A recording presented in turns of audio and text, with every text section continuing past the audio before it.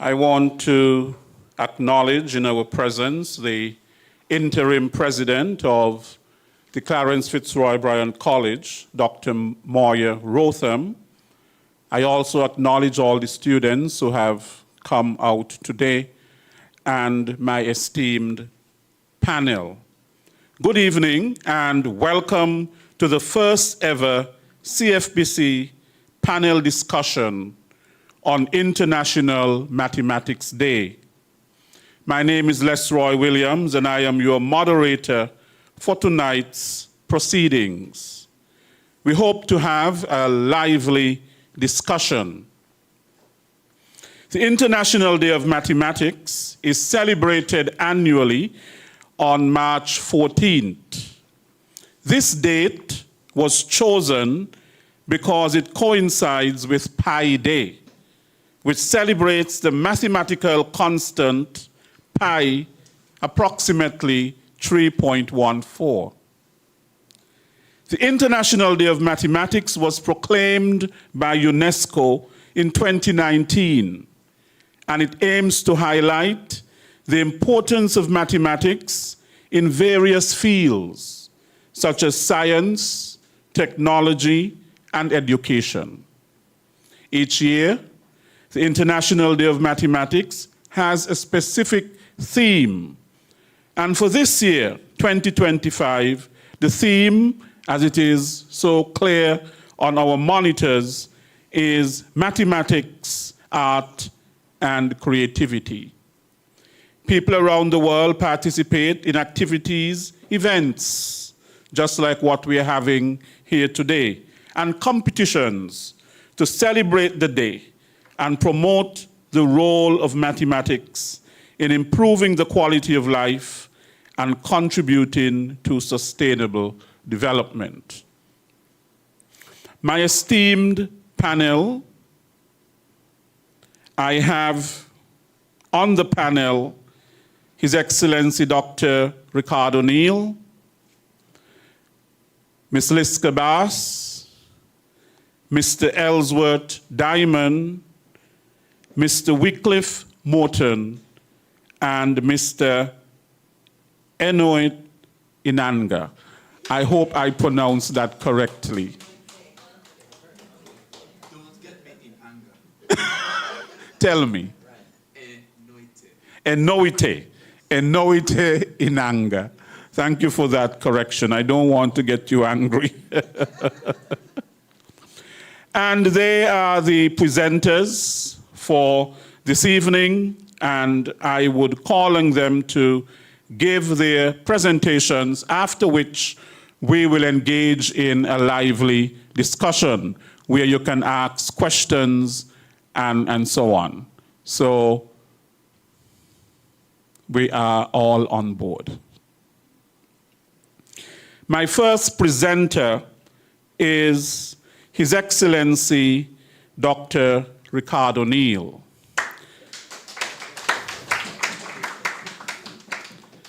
Dr. Ricardo R. Neal is the Goodwill Ambassador for Science and Technology for the Federation of St. Kitts and Nevis. He is also the founder of the St. Kitts and Nevis Robotics Association and the Organization of Eastern Caribbean States, OECS, Robotics Association. Dr. Neal is a senior lecturer at CFBC, specializing in information technology and applied sciences. He holds a PhD, a master's degree, and a bachelor's degree from universities such as Oxford University, Micro University, and AIU. Dr. Neal is actively involved in research across several Caribbean countries, including the British Virgin Islands, St. Lucia, Anguilla, and St. Martin. He has authored several books available online and in bookstores worldwide, and has a pending patent in technology. His research focuses on robotics, humanoid technology, and artificial intelligence, AI. This evening, Dr. Neil is going to present to us on the topic, Mathematics in Action, Fostering Creative, Sustainable Futures for St. Kitts and Nevis. Help me to welcome Dr. Ricardo Neil. This is the projector.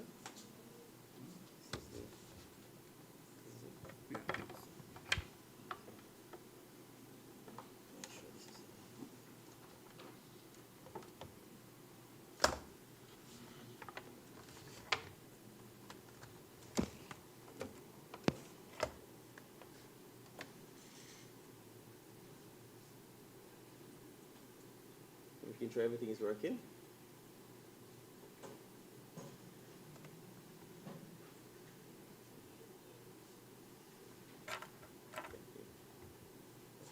While the IT guy is coming to rescue me. Good day, everyone. Good day, everyone. Oh, good evening. Good night. I want to thank Mr. Williams for that introduction.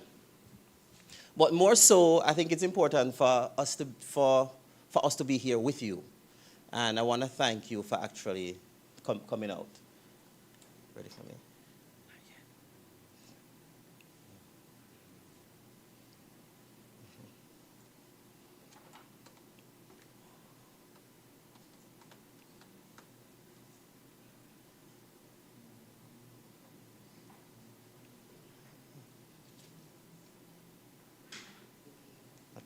While that is being figured out, let me see the hands of those who loved IT, loved math, I said IT, when you were in primary school. I see a hand went up even before I finished the sentence. Let me see, yes, primary school first, okay? All right, I want somebody to do a head count for me. Count the ones who have their hand up right now. I'm gonna assign somebody that role. I'm gonna assign this lady right here, that role. Count all the hands that says yes.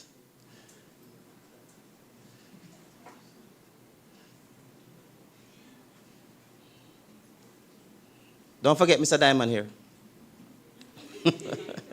All right, got it? How much do you get? How many? What's the number? 18. How many persons are in the room right now?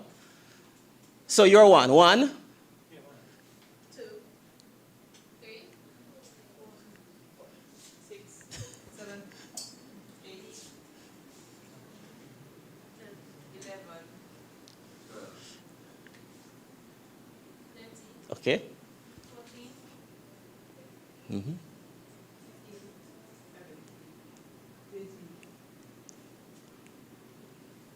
19, Okay. 20,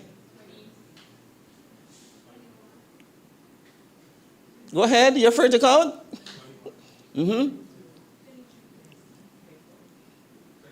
25.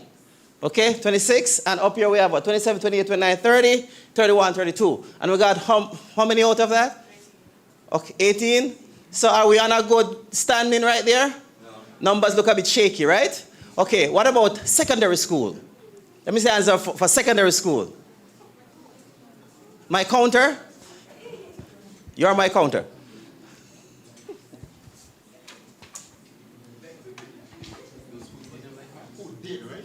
Yes, did. Did. I said did. Up to fifth form? Yeah. Okay, all right, let's, okay. You might look like third form and then you change as I go along. Okay, we're going to work with just secondary school.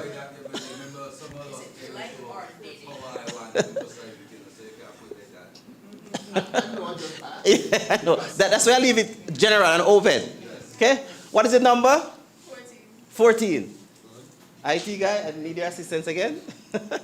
All right, 14. So 14 out of 35, 32, numbers still look.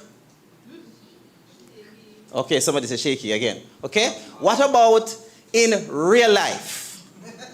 Real life now. Let me see the hands of those who love math in real life. Well, yeah, we're keeping it vague because of the audience. Yes? Okay, real life. Doing your budget. Checking the... your monies that you get. See if it's working out for you. Right? Contemplating your life, whether or not I should continue with this. How many we have? Matthew, that's the strength of life. Never fear Matthew at all. You may ever, but you feel the strength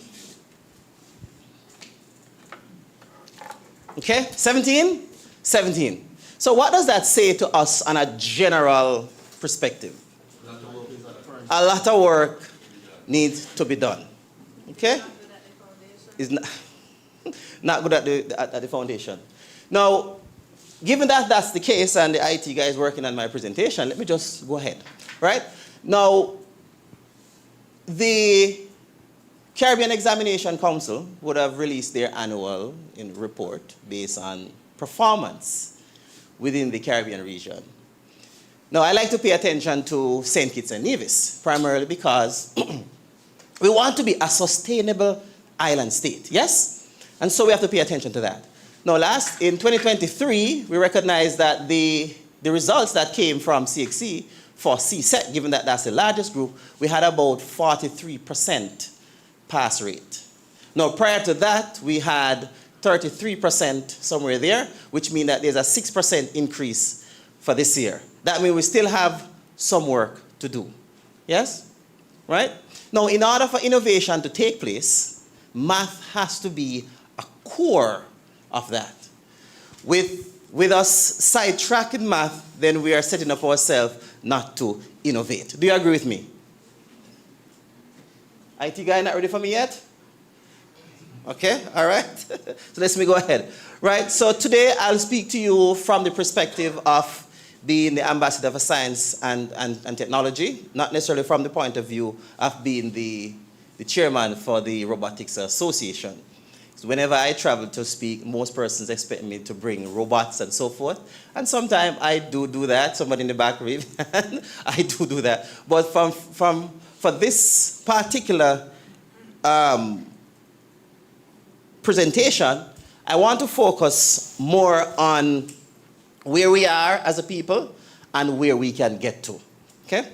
So I'll be focusing on a few points. One, I'll be looking at the power of math. Two, I'll be looking at creativity and sustainability through math. Three, math for the development of St. Kitts and Nevis. And four, strategy for foster math skills in youth. And lastly, I'll be touching on inspiring future leaders for innovation. Now, according to the World Economic Forum, it is stated that 65% of today's students will end up in jobs that does not exist. 65%. We end up in jobs that does not exist. That simply means that these are jobs which are coming. What kind of jobs are we talking about? We're talking about jobs which hinged on artificial intelligence or AI. Let me see those who use ChatGPT in the room. And if you don't lift your hand, I know you're lying. Some people, yes, yeah, you use ChatGPT. You see, of course, you see how it become natural now? Of course. Right? Huh? So, make it so automatic. And so even for institutions and organizations that have the package, probably the 365 package, Microsoft would suggest to you that, hey, we have a wonderful assistant here that you can use. And so we find ourselves using the AI.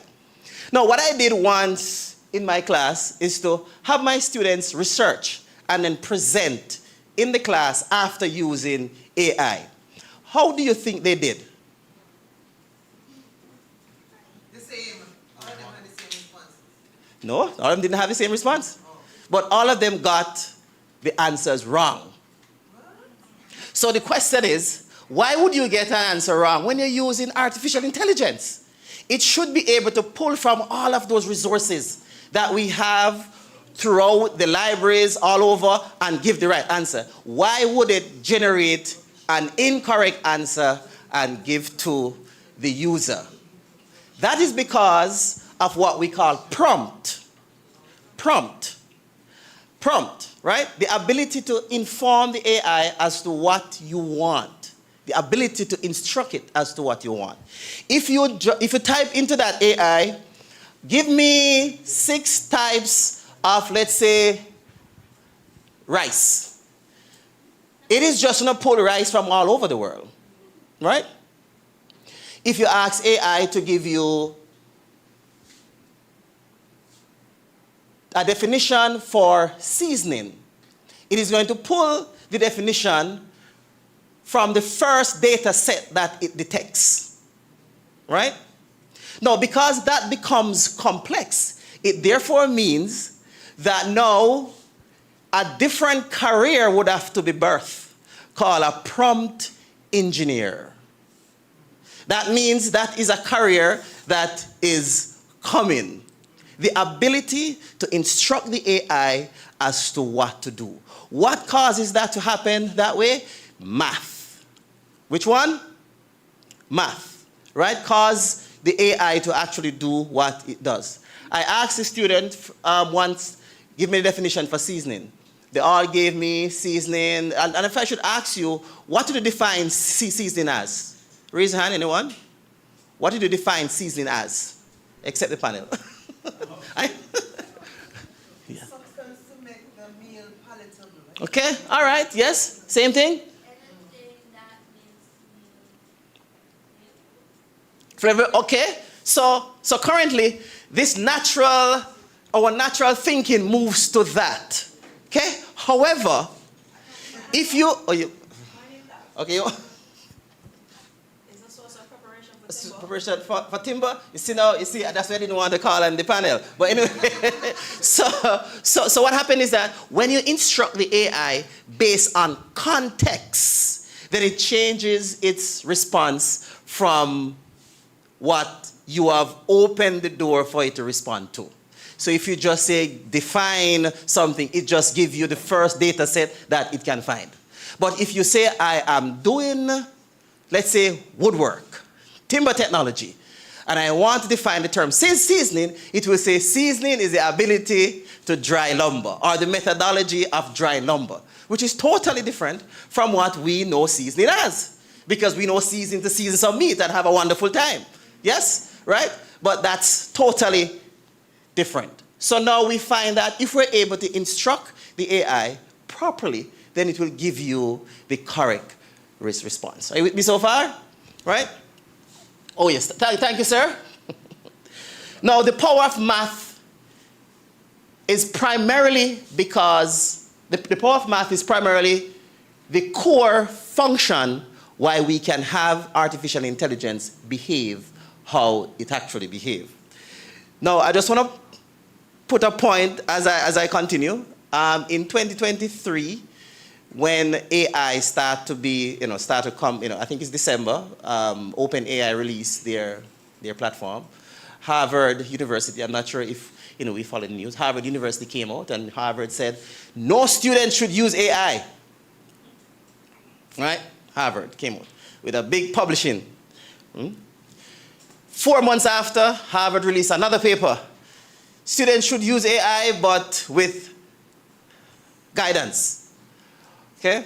Then the next paper came out. Students will use AI based on our policy that we have. What that actually demonstrates is that technology is here to stay. Right? And because it is here to stay, we have to find ways how to navigate around it. Right, Dr. Rotham? Navigate around it to ensure that we get the best result out of it. All of the technology that we use right now is possible because of math. And it means, therefore, that St. Kitts and Nevis must lean on the technology that is there. And the only way we're going to get there with the technology is if we embrace innovation. A country that doesn't innovate is a country that will struggle, which therefore means that the position of the tertiary institution is to ensure that we get our focus in that area. And that is why this program is a very important program to ensure that as a people, we understand that we must innovate. I want you to say innovate. Innovate. No, that's on weak. I innovate. I innovate. I innovate. Rasta, I innovate. Right? Now, because of the importance of math and because of that power that math has, employers begin to lean on the concepts of math to actually employ persons. And so 70% of employers worldwide rank analytical, critical thinking as their top hiring criteria. That is because they understand that they need persons who are able to do what? Analyze and think critically. If I employ someone, he should be able to think on his feet, right? He should be able to make decisions for the best interests of the organization. Employers are looking for persons who are able to do that. Math brings out that power. How is that relevant to our 21st century going forward? One, our increasingly digital world demands a workforce with the skills of data analysis, coding, computerization. The workforce now demands such. Let me see those who have done IT in the past. Any form of technology. Let me see those who own a laptop. Let me see those who borrow a friend's laptop when they can't find theirs. Okay? Right? The society that we're living in has changed. Right? A few weeks ago, I sent a recorded speech to British Virgin Islands, well, a few months ago. And as a result of that, what they did was to change their entire educational system. And that is because Minister De Castro, who is the Minister for Education there, have recognized that STEAM education is an important part for the transition of small island state. STEAM education, which hinged on math again. And so what they would have done, they would have gone to the extent to add another subject matter in all the in every single grade called math and STEAM. They even have what is called a math day in the British Virgin Islands, right? That means, ladies and gentlemen, that we have to make sure that we get ourselves there. What we do not want is for us to be championing the cause of change and another country out there looking at us and say, oh, they're doing a good job, and then implement that, and then we are playing catch up to who we influence.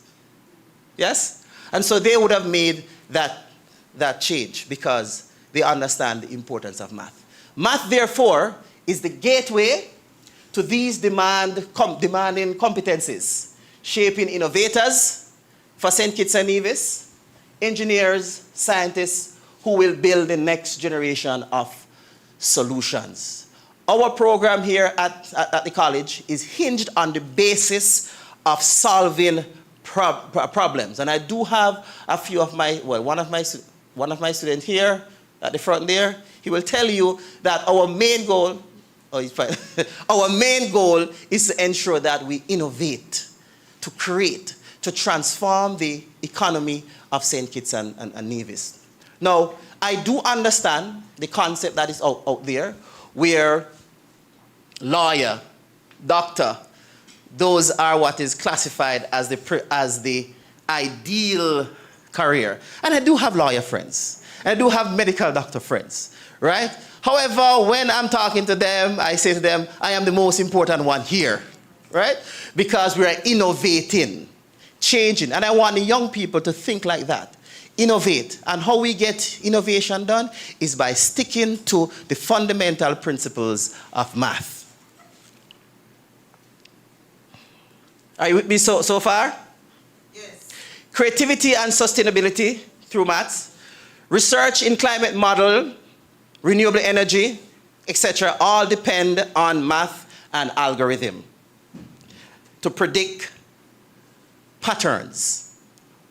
By harnessing data and building accurate model, we can develop efficient irrigation systems, optimize solar and wind energy farms, and reduce waste in supply chain. And those are some of the points that is important to us here as a region. If we can control our waste, our loss, using math, then we will be on the way of a Silicon Valley, right? Now, there are institutions across the world who would have looked on the idea of implementing math within their institution, environment. And they have decided that, hey, we want to create what is called a maker space. And a maker space, ladies and gentlemen, is a space where young people, those who are 50 and above also, because last time I spoke about young people at an event, the person at the front said to me, but I'm young also, right? Even though, some they were in a wheelchair, they say I'm young, because they're young at heart, right? And so we want a space to be created, just like how other institutions have done it, that foster innovation. Within St. Lucia right now, as I speak, there is an organization called Orbitronics, and that organization begin to develop what we call training spaces. Space where young people can go to and build upon concepts and ideas that they would have started in school on the fundamental principle of math. The fundamental principle of math. And so I want St. Kitts and Nevis to be on that same train, where we are developing on the basis of math. Yes?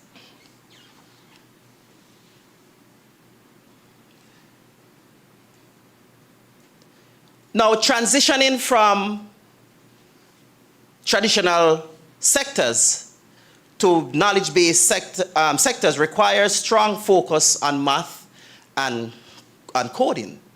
If we're going to transition from our traditional sector, as I mentioned earlier, then there has to be a primary focus on the evolution, if you will, of mathematics within the Federation of St. Kitts and Nevis. And if we do not make that change, then what will happen is that we will struggle. We will be left behind. If we begin to emphasize math, having training centers, having groups, having research groups, then what is going to happen is that it will begin to affect different segments of our region, of our federation. One, tourism. Data-driven visitors trend forecasts can be increased by 10% if we increase on math. How do we do that? We have the young people create and design applications that will do research, that will check for numbers and give us accurate data. Next one, agriculture. Mathematical models of irrigation can save up to 30% of water usage. Next one, public health. Statistical tracking can help reduce diseases outbreak by 10 to 15%. What I'm saying is, math being used appropriately can resolve a lot of our problems that we have if we use it appropriately. Now, let me see those who do a budget on a monthly basis. Anyone? 1, 2, 3. So for those who are not doing any budget on a monthly basis, you are losing. You're not losing. You're not losing. Huh? Is the same? So the earnings is the same. The earning is the same. Earn the same. The earning would be the same. Now, I think we kind of miss the mark at times, right? Because when you do a budget, you know how much you spend. And the reality is that things might pop up every now and then here and there. And it might be in a situation that you might be forced to spend a little bit more because something happened. right? So when you have your budget, you say, okay, boy, I cannot do this. I have to step back, right? When you do not have a budget, you might spend, right? You might have the exception like Dr. Rotem who said, no, she stick to the gun, right? So you have, Dr. Rotem said, don't spend, you don't have, right? But that's not the consensus for most persons. Most persons, a party is going on, I must get a nice pair of shoes. Right? Most persons, I need this, I'm going to spend some money on it. And so you end up in that predicament. Doing a budget actually helps you to actually control what you spend and what you earn. And if extra money comes in, you know where to put that extra funds. And the same thing goes for the populace. And that leads me to another point.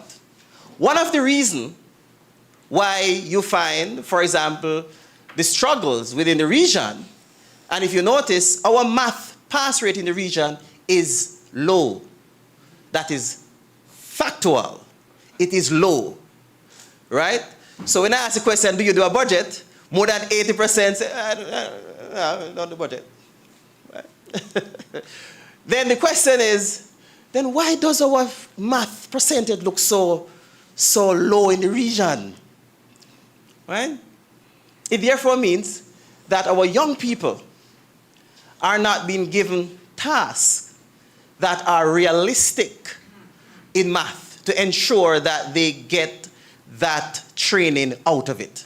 I think a few days we met before the event here, and there's a word that came out, and the word was relevance. Relevance. Whenever young people are not exposed to relevant content, then you find struggles throughout the region.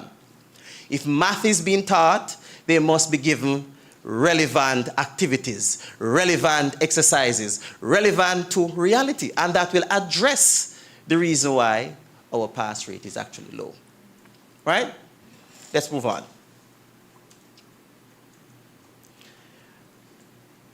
Strategy for fostering math in youth, and this is right on time, curriculum upgrade. Curriculum changes. Now, introducing project-based learning experience where students apply math in real world. And that is why I asked about the budget, right? Most of us don't really do that. But if we begin to train the young people to begin to do these things, then you will find that by the time CXC comes, by the time CAPE comes, then they would do an excellent job. And I'm fully aware that the CAPE performance is at about, since 2017, about 90%, somewhere there, give and take. That is good. However, the numbers are not a lot of students. You have a cross-section there where the percentage is high, but the numbers are actually low. But CSEC would do a cross-reference of everyone. And that is where some of our focus is supposed to be. Yes, we have the primary school challenges, but in the CSEC realm, we have a lot of challenges there. So there should be more project-based learning. There is a theorist by the name of Albert Bandura who theorized that a child can only learn through practical means. And if we train young people without training them in a practical way, then you will see the performance decline. But if you give them applicable tasks to real life, then they will live throughout that for the rest of their lifetime. And that is where the transformation within the Federation is going to come. Right?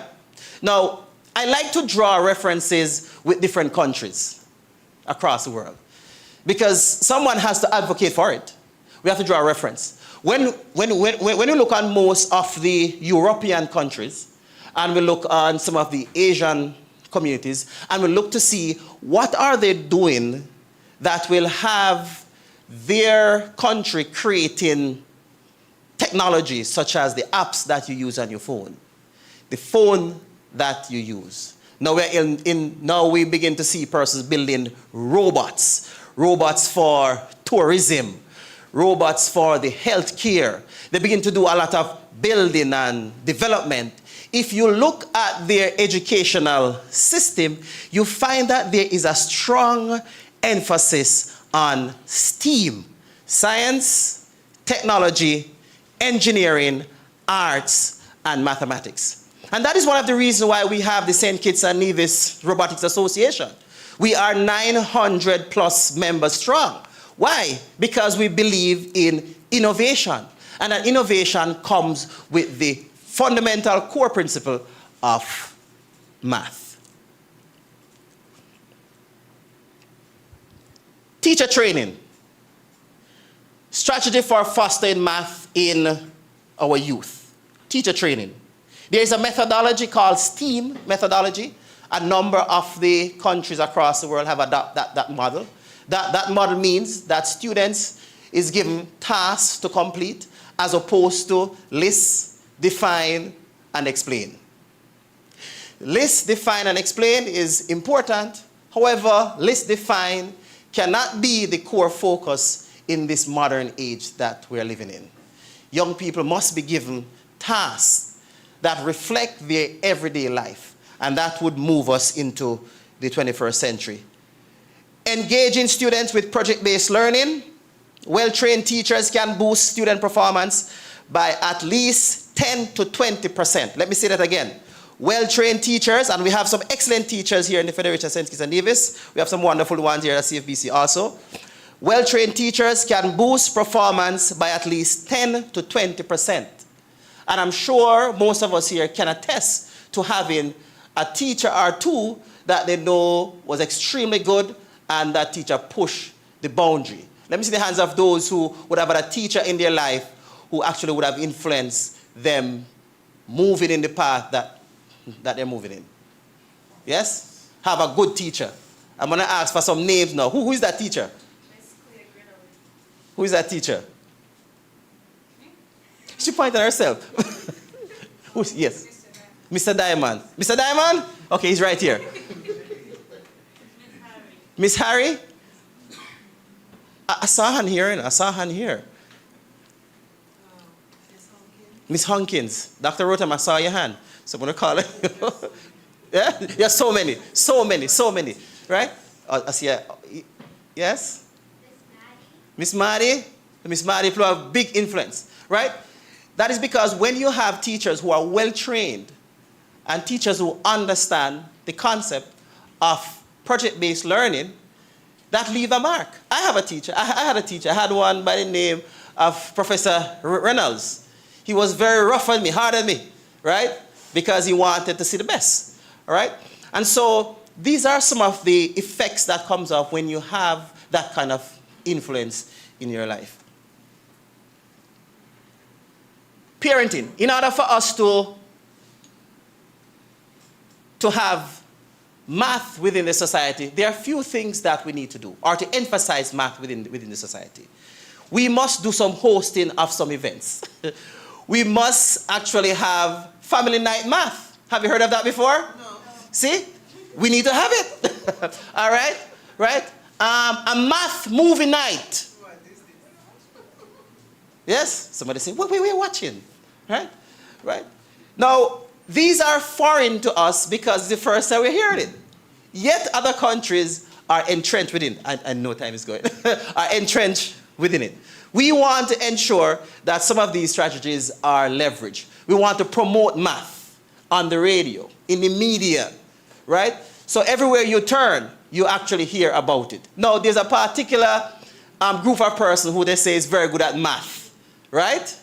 Yes, do you know which group of person is that? Mathematicians, very good at math, right? So there's a group of persons who we say is very good at math, right? When we look on the structure, curriculum, we realize why. It's not because of genetics. No, it's because of training, the environment. When someone's environment is changed, that person will change along with that environment. So we want that to happen in St. Kitts and Nevis. Mr. Moderator, I know time is going, so let me skip a few.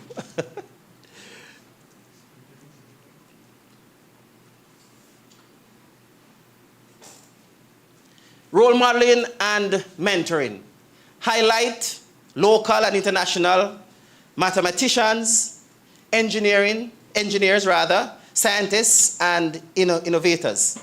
One of the things that we lack sometimes is not to highlight persons. Persons who are doing great things within society. And sometimes they are under the carpet, for lack of a better word. So we need to highlight persons as a part of this strategy to ensure that young people know who are the mathematicians in St. Kitts and Nevis. And let me ask you a question, who are the mathematicians in St. Kitts and Nevis?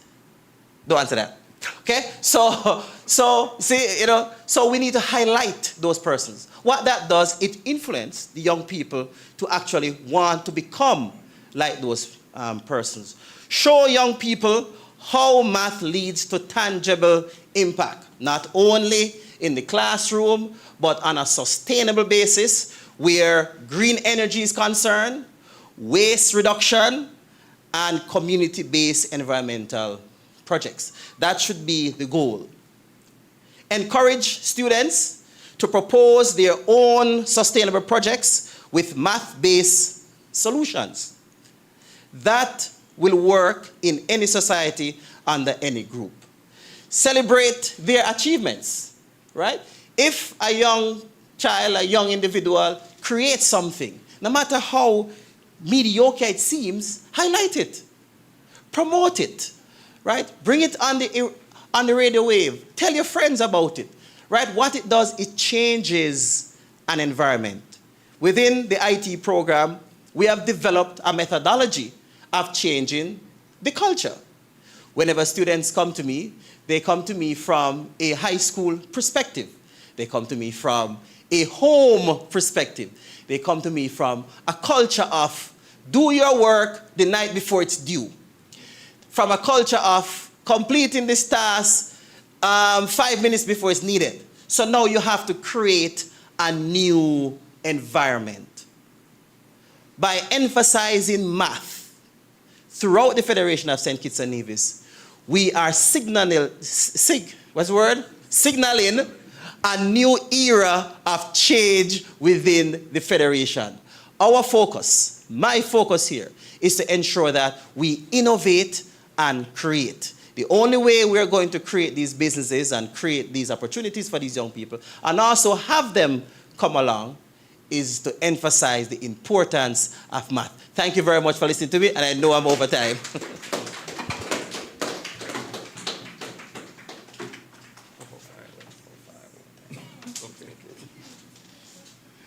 Thank you very much, Dr. Neil, for that very thorough presentation. Now, if you want to know how important maths is, interfere with somebody's pay. And then you know how important maths is. If that person's pay is short $5, 5 cents, then you understand how important maths is. You know that they can count when it comes to their pay. Our second presenter is Miss Liska Bass. And she's going to do her presentation on mathematics in visual arts and music. Liska Bass is a native of the island of St. Kitts, whose passion for art and leadership has shaped her journey as an artist and educator. Her artistic foundation was laid at the Bastia High and the Clarence Fitzroy Bryant College, where she graduated with a grade 1 CAPE level in art and design. Determined to advance her education, Liska attended Midwestern State University, earning a Bachelor of Fine Arts with a minor in Geosciences in May 2016. Throughout her academic career, she actively participated in various organizations, demonstrating her leadership abilities. She was a member of the Geology Club and the Caribbean Students Organization, serving as historian from 2012 to 2013, and later as chairman of the Miss Carib Fest Queen Pageant in 2014. She further distinguished herself in the Eta Epsilon chapter of the Kappa Pi Art Society, where she served as vice president from 2014 to 2015 and president from 2015 to 2016. Liska's artistic influence extended beyond the classroom when she traveled to Grenada as an assistant to Fulbright scholar Elizabeth Yarosk Ash, alongside classmate Bernard Peters, to conduct an art workshop at the T.A. Marisho Community College. Her work has been exhibited widely, including a solo exhibition in her home country of St. Kitts. In addition to her contributions to the art, Liska made history by becoming the first president of the Business and Professional Women Lyamiga, a testament to her commitment to empowering women in business and professional spheres. Her leadership in BPW Lyamiga reflects her dedication to creating opportunities for women and fostering growth in her community. Currently, Liska serves as a teacher at Fairchilds High School, where she continues to inspire young minds through her artistic expertise. Her work is deeply rooted in Caribbean culture, described as cultural, figurative, playful, and personal. She specializes in medium to large-scale prints and paintings across various mediums.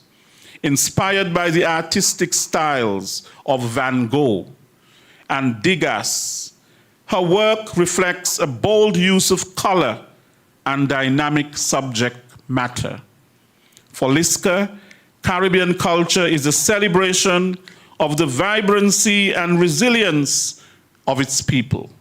She believes in the power of the natural environment to sustain and shape island life, a theme that is evident throughout her artwork. Through her passion to art and leadership, Liska continues to make an impact, inspiring future generations to embrace creativity, culture, and empowerment. Help me in welcoming Ms. Liska Bass.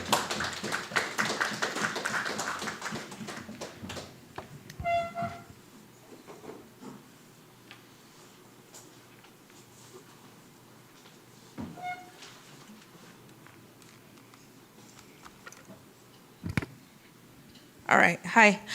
So good evening. I will begin by saying I am the least mathematical person on this panel. I went through my entire educational career struggling with math. My highest math score in primary school was maybe the 80s. Wait, that's primary school. Got to high school, and the highest I could ever score in maths was 43, maybe 45 on a good day. Did not have to do maths at CFBC because at the time, the way the program was set up, math where? But I did have to do math in art, and I also did geography, which requires statistics and analytical skills. Went on to university, where was the first time I understood math and scored A's and A minuses in math class.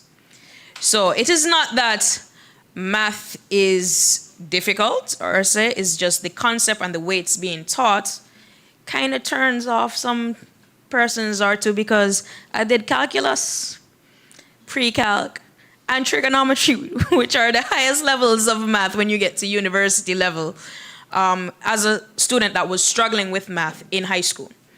So just wait until you reach there, you can get it. Don't knock it yet. So today I'm going to be looking at the role of mathematics in visual arts and music, exploring the mathematical principles behind art and music. So, next slide. So, math is deeply embedded in art and music. If you haven't noticed, artists and musicians use different principles to create aesthetically pleasing ideas and to create rhythm and syncopation. So this presentation is going to explore how math influences visual art and music, and with the idea of piggybacking off of Dr. Neil, the idea of moving from identifying and defining to you want to go to higher levels of thinking, which would be analyzing, creating, and evaluating, which is what art does. So, next slide. So we look at the idea of the golden ratio. This is something that comes up in math all the time, and here we have an example of the spiral, right? So the golden ratio is actually a formula in mathematics, and the ratio is 1.618, and it appears in nature naturally. So it happens naturally around the globe. And if you look at the bottom, there's a whole equation that I can't help you with, because I haven't done math in 17 years. And then we have the idea of does anyone know the artist Da Vinci, Leonardo da Vinci? All right, so the diagram here is the Vitruvian Man, and this is considered the perfect figure of a human being, the perfect man or the perfect person given proportions. So within art, we use math for proportions. So the perfect, and I'll say it in quotations, the perfect human being is 7 heads tall. So if you take your head and you stack it against yourself, you should get 7. That is considered the perfect ratio, but people are built differently. But this came from the idea of the Greeks. Somebody said this is before KFC. All right, so the idea of the golden ratio creates a visually appealing compositions through balance and proportions. And then we have the rule of thirds in photography, and this is where you come into play. I'm going to teach you how to get that perfect photograph. So when you pull out your phone and you go into that photo app, your photography app, look for the grid. The grid is going to bring up this pattern. So the rule of thirds is that you have photography and visual design. So it's divided into a grid of 3. So you have 2 vertical lines, 2 horizontal lines. And where the lines connect, you have those 4 points in the middle. Those points are points of interest. When you are taking a photo, once you hit those points in your photograph, you're going to have a more visually appealing photograph. So it creates balance, the idea of balance. So, next slide. I'm going to show you an example. No, go back. You're going too far. All right, here. So here's an example of the rule of thirds. This is a beautiful dog, right? This is a really nice photo of the dog. So if you look at the dog, the points of interest it is hitting are those 4 points in the middle. So the key elements of composition is placed at the intersection for balance and impact. Keep in mind, balance does not have to be symmetrical. You have asymmetrical balance and you have radial balance. It is all based on the composition and that idea of the golden ratio. If we go back in our minds and we looked at the it started out as a big spiral and it got smaller as it went inward.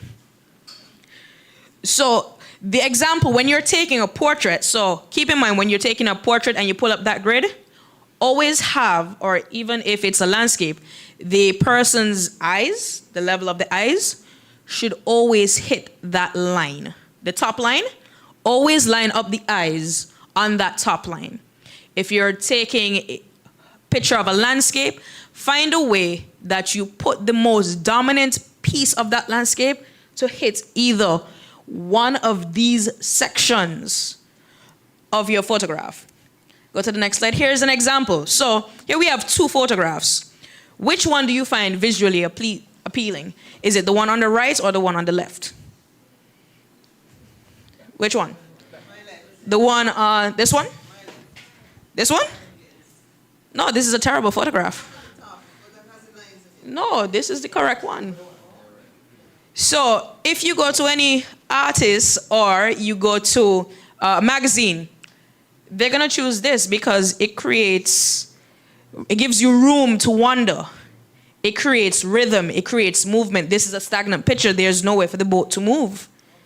So by putting it in that grid, because if you look at the cross section, the middle, part of the boat hits the middle of that grid at the top.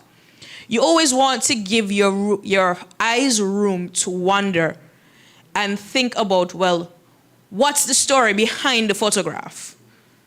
If you catch where I'm coming. You have to leave room for the imagination.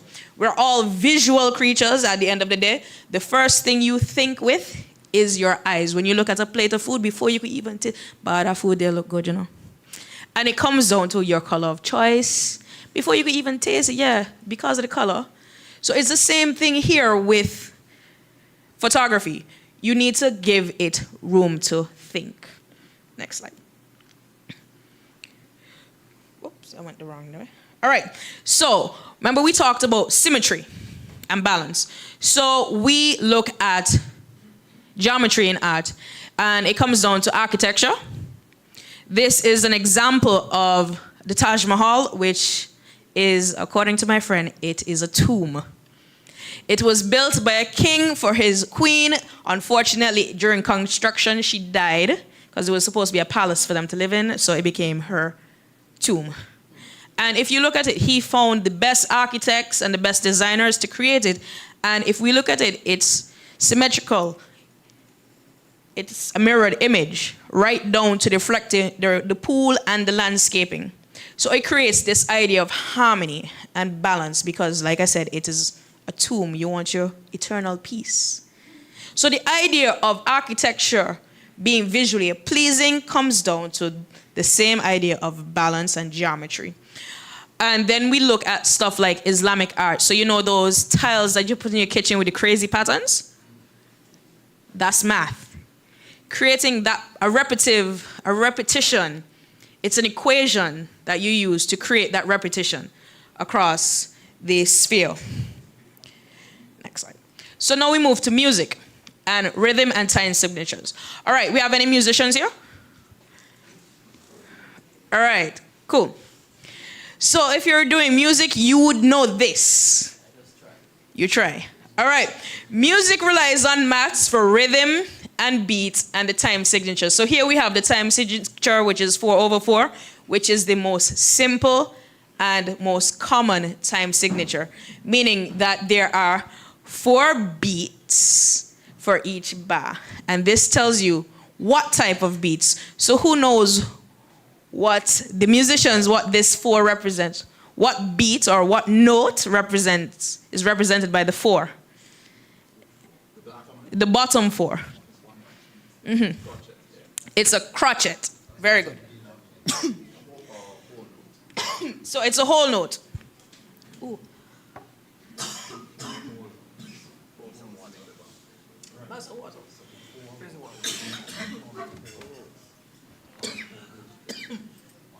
Choking. All right. Woo. Sorry about that. I've been teaching all day. And tug of war. So the mathematical pattern in composition helps to create cohesion and flow. So we're going to try an activity. So we're going to clap on beat. Ready? So listen, it's going to go 1, 2, 3, 4, 1, 2, 3, 4, 1, 2, 3, 4, 1, 2, 3, 4. Ready? Let's see if we can do it.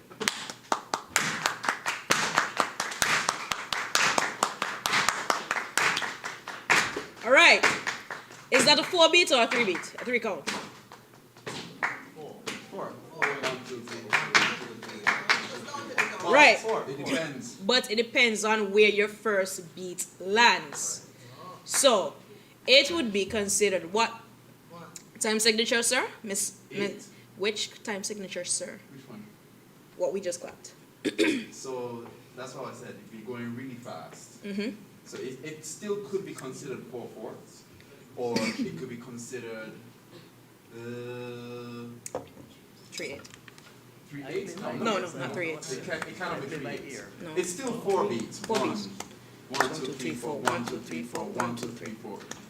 Those two could So actually, it could be 2/4 also. it's a 2/4. 1, 1, 2, 3, 4. 1, 2, 3, 4. 1, 2, 3, 1, 2, 1, 2, 1, 2. So as you can notice, 1, 2, 4 parts. 1, 2, 3, 4. 1, 2, 3, 4. 1, 2, 3, 4. 1, 2, 3. all right. So we just looked at two different genres, but using the same idea of the count, right? So you would have, when you're playing music or writing music, you have a metronome that goes like this. But you can speed up the metronome and you go. Right. So, next slide. So we go into the idea of the Fibonacci sequence of music. All right, which is where the musical scale appears. I feel like that is in the wrong spot. But yes, all right. It's a musical scale. So the idea of we count it in 4s, but you also have the typical thing would be an 8 bar, 8 beats, or 8 bar, or in jazz, you have the 16 bar. So when we listen to music, you would most likely, after 8 bars, you either hear a repetition of the same 8 bars, or there's going to be a slight change, and it goes back to that 8 bar. So if we listen, we're going to listen to a 16 beat piece of jazz, of drumming, if you can get that, and see if you can hear.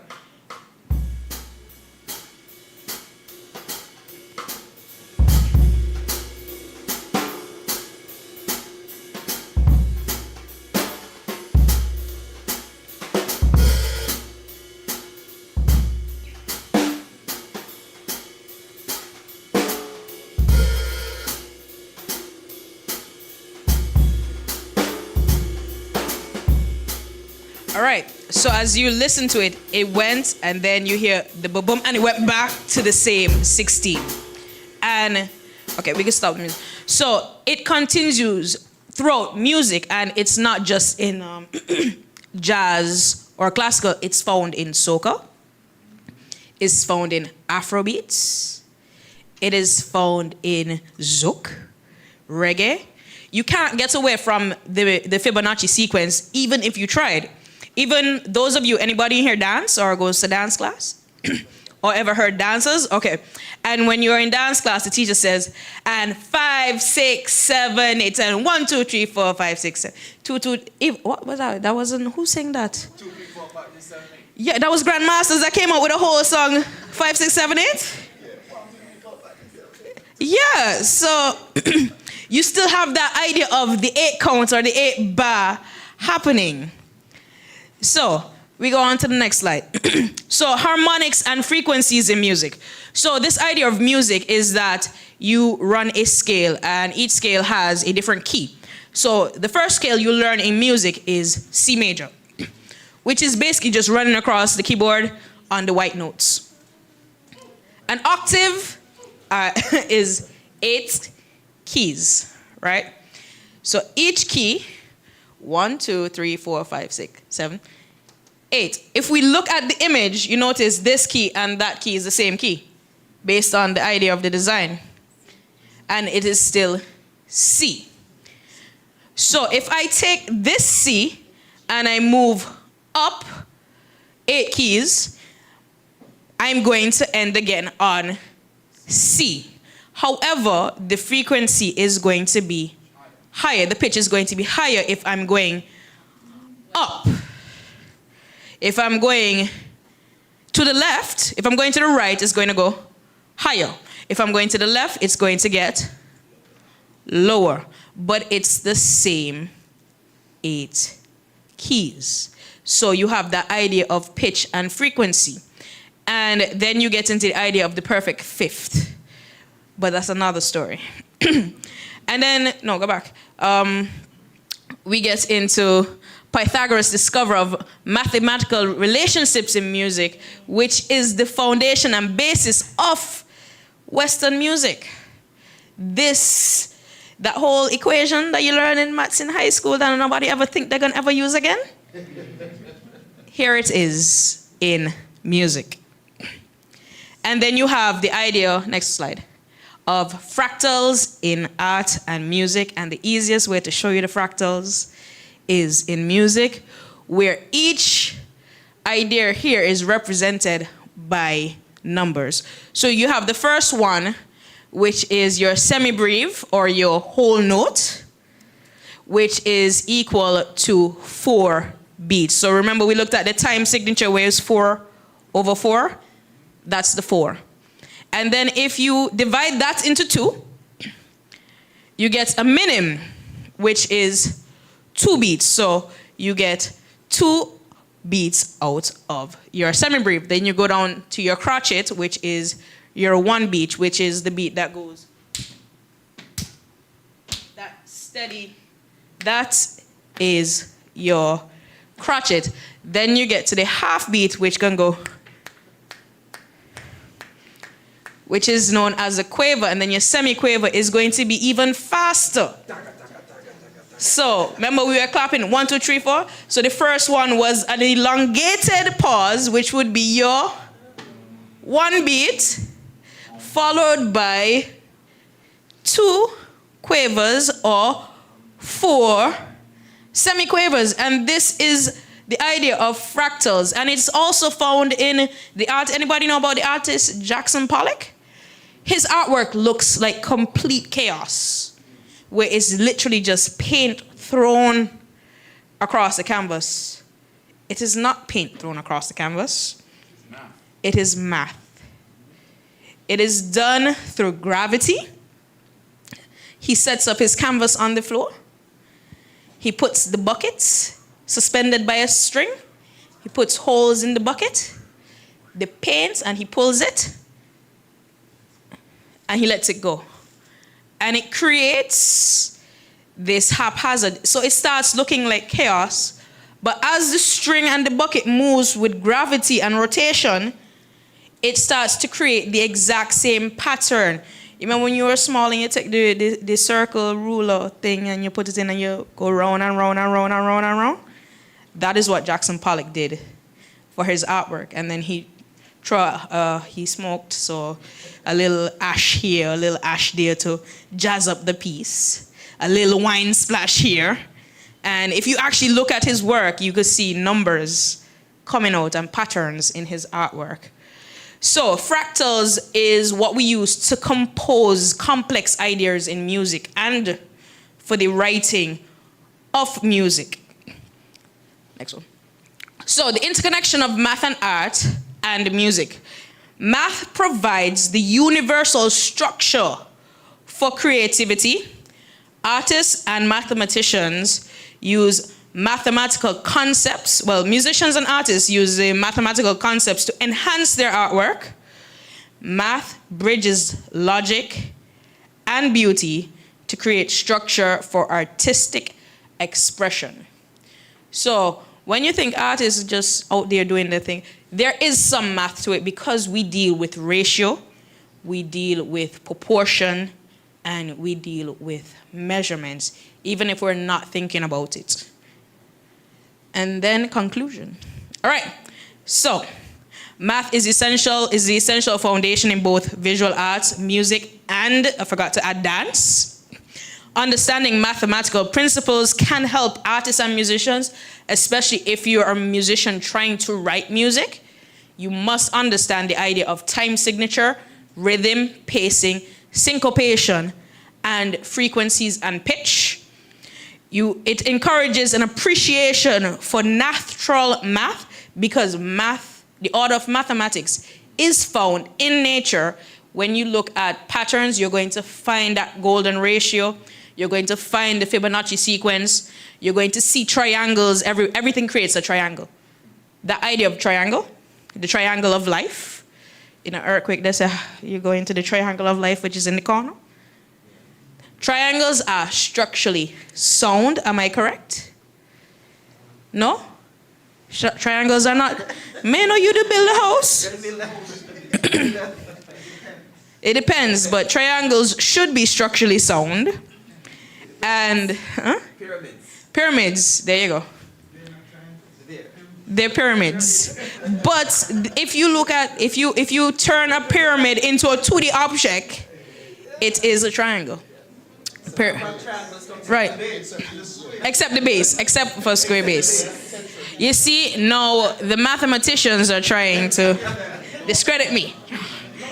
I'm just saying. Okay. All right. So we encourage the appreciation of math in the natural world and to foster a creative idea and foster creative expression. And we do recommend you learn how to measure, which is what art students tend to struggle with, is measurement and conversion of measurements. So make sure you have your little thing where 1 centimeter equal to. Yes, sir. You have a question? No, you have your hand up. Oh, you're just stretching. All right, so questions after, at the end, so thank you.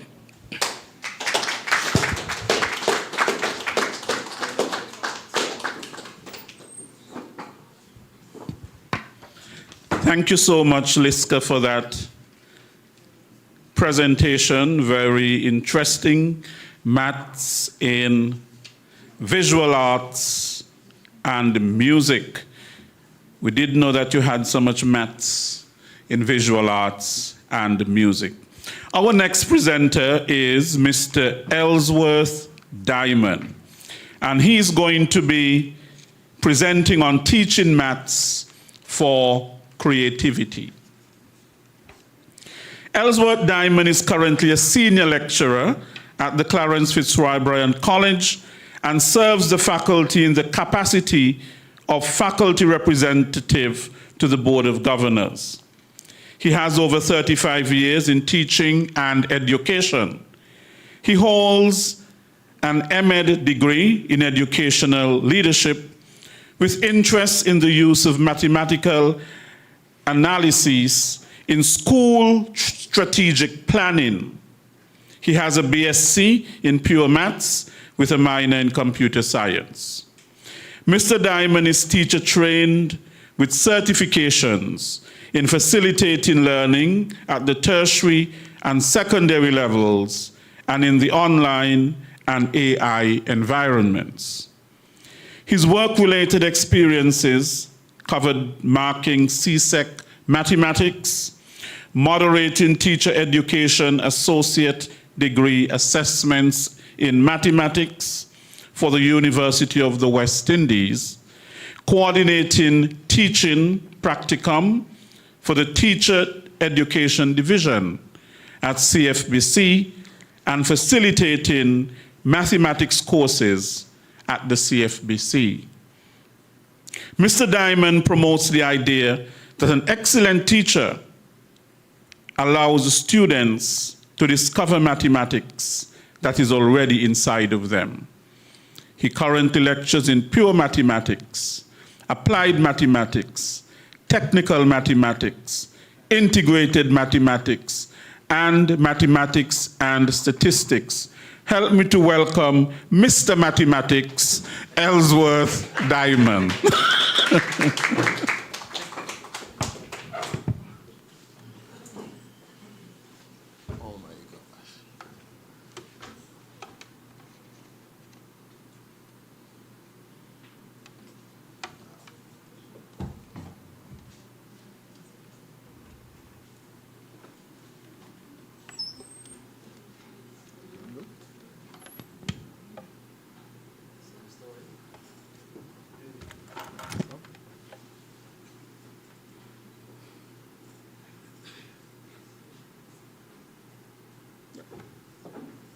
All right, pleasant good evening to all. I'm thinking from a little boy, I keep getting nicknames. So my latest one is Mr. Mathematics. All right. My role has been made a little easy by the previous presenters. But what I want to do is just dive in a little bit about what is creativity. And as we look at creativity, we will begin to see how we are going to use math to foster that creativity that we want in us. All right, so a bit, just allow me to look and go through a bit of characteristics. Here you have the definition, and I don't think we need to define it. I think all of us know it's the ability to come up with some new idea, but it's important, somebody mentioned it, that that idea be valuable. If you come up with a good idea and it's not valuable to our society, then it's not considered a good idea. All right? Some characteristics, and you'll see my creative mind is using math, some of the math symbols there. So in the first one, creativity is greater than or equal to artistic expression. Sometimes we think of it only as artistic expression, but it is more than that. Creativity really starts in the mind. And so it's a cognitive. Anytime you hear that term cognitive, we're referring to your thought patterns. That's where we start our creativity. Some people would sort of mislead us to believe that creativity is with your hands, right? But it starts there in the mind. And so we have to look at what goes on in the mind, some of the processes. And so we see in the mind, we are trying to solve problems, we're trying to see patterns, and we're trying to come up with something new. We're innovating. All right? Now, here is the deal. We have all kinds of knowledge around. And that refers to the subjects we learn. But when you bring different perspectives to overlap that knowledge, you will generate creativity. And this has implications for teachers and for learners. It is just simply this. The more you allow your classroom to be a space where you have perspectives, is the more you will see innovation and creativity. And so when I come to the end to talk about what should teachers do to use math to foster creativity, this is a key area that comes out, that we need a lot of collaboration, communication within the classroom. All right? Now, you don't have to really read through all of this. I'm going to go a little quickly, but there are some traditional purposes of why we learn math. And they're listed there from, I think Dr. Neil mentioned reasoning, problem solving, analytical skills, etc., getting a job in the future, understanding patterns, and so on and so forth. But that brings us now to an emerging purpose that's added to the traditional list that we have. And that is using mathematics as a vehicle for creativity. Now, in the Caribbean region, there is a growing movement, so to speak, in which we are recognizing that as a Caribbean people, we need greater creativity in the region. We're not saying there isn't creativity. Remember, creativity is greater than artistic expression. So we have the reggae, we have the kaiso, we have the zouk, we have the artists who paint and draw. We have those who take, coconut and make all kinds of artifacts. Highly creative, but still we need more because the region is prone to some serious challenges and we have to figure out how either to, live, get around those challenges, and so we need more thought patterns when it comes to solving problems. Now, I'll move on from here. I know you can read here. Just to highlight one or two of the bodies that are involved in creative thinking. The first one, the OECD framework. What is interesting, I don't know if you have ever heard of PISA, P-I-S-A, PISA tests. Yeah, international tests that are done to see, what's the learning levels for some countries. I don't think St. Kitts and Nevis is involved in it. But PISA they have been transforming how they're testing students. And of late, I think since about 2018, 2019, they have an aspect where they're testing students' creativity. What they're not doing, though, in that test is they're trying not to deal with the case of what is valuable. Remember we said earlier that your innovation must make sense. They're not going to judge that because what is valuable will change from one culture to the next. But what they're looking at is the creation of ideas when you're given a task. And so they're building that into their tests now, and they're looking at that. So in a sense, countries that participate, they can have what is known as a creative index based on the students who take that test, which then begs the question for us in the Caribbean. What's our creative index? Both for our students and as a society. That's something we'll have to look at. And CARICOM, they're aware that STEM education will drive innovation in the region. And so CARICOM, I think they have embarked on having, several initiatives to try and beef up STEM. And I heard you speak to BVIs, right? Yes, their STEM, again, evolution and perception. All right? So what should the teacher do? And this also means parents. When you come to questioning, the more you have open-ended questions, the better it would be for creating a creative mind. So questions that tend to start with what are generally closed, whereas those that ask why causes a bit more exploration. And open-ended questions may not necessarily have a ready answer at the end. Good? So that's one of the things in terms of teaching younger persons how to develop a creative mind. Learning through collaboration, I just mentioned that. When I was, dealing with teaching teachers how to cause learning through collaboration, it was tough for them because our culture is we learn from the teacher. How do I design an activity that the teacher doesn't teach, but I learn from my peers? And so that's a transformation that must happen in our education system. We also need to encourage mathematical modeling.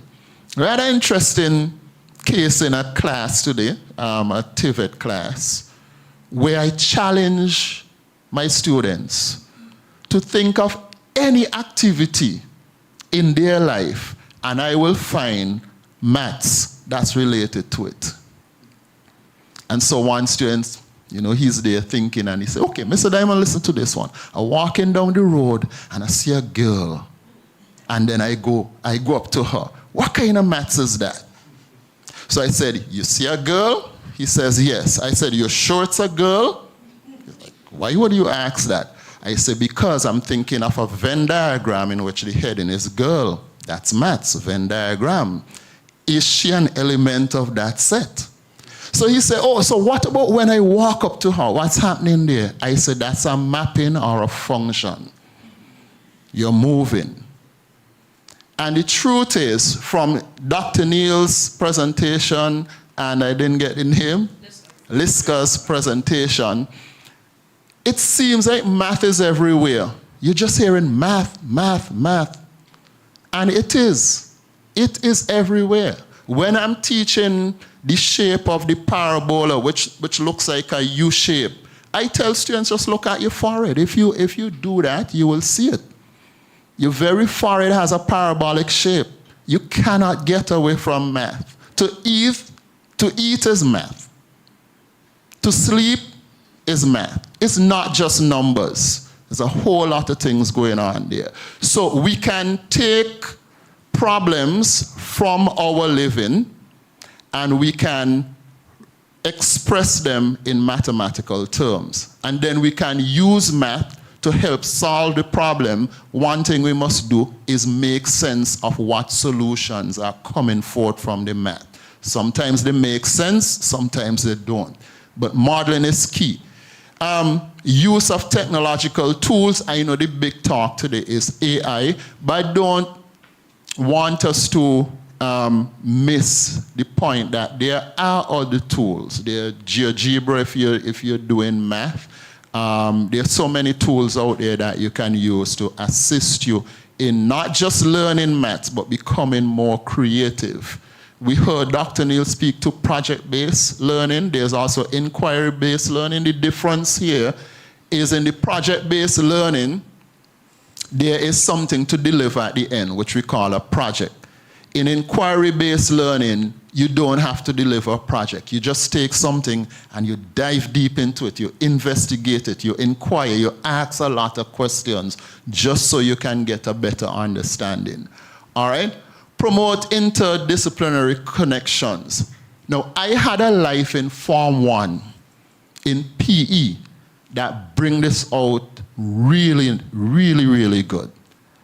Our PE teacher demanded that every month, once for one session, we run for 12 minutes around an oval. And we were paired, right? So imagine Enenga and I are paired. I run for 12 minutes, and he will check how many laps that I make. But the PE teacher said, don't come and tell me the whole number. So Enanga must say, Diamond ran 16 2/5 of a lap. But it didn't end there. Every student in the class must have a graph. And January, you must plot where is 16 2/5. This was in PE. And it was helping us to understand not just fractions, but how to graph fractions. A few years ago, I gave some teacher ed students a task.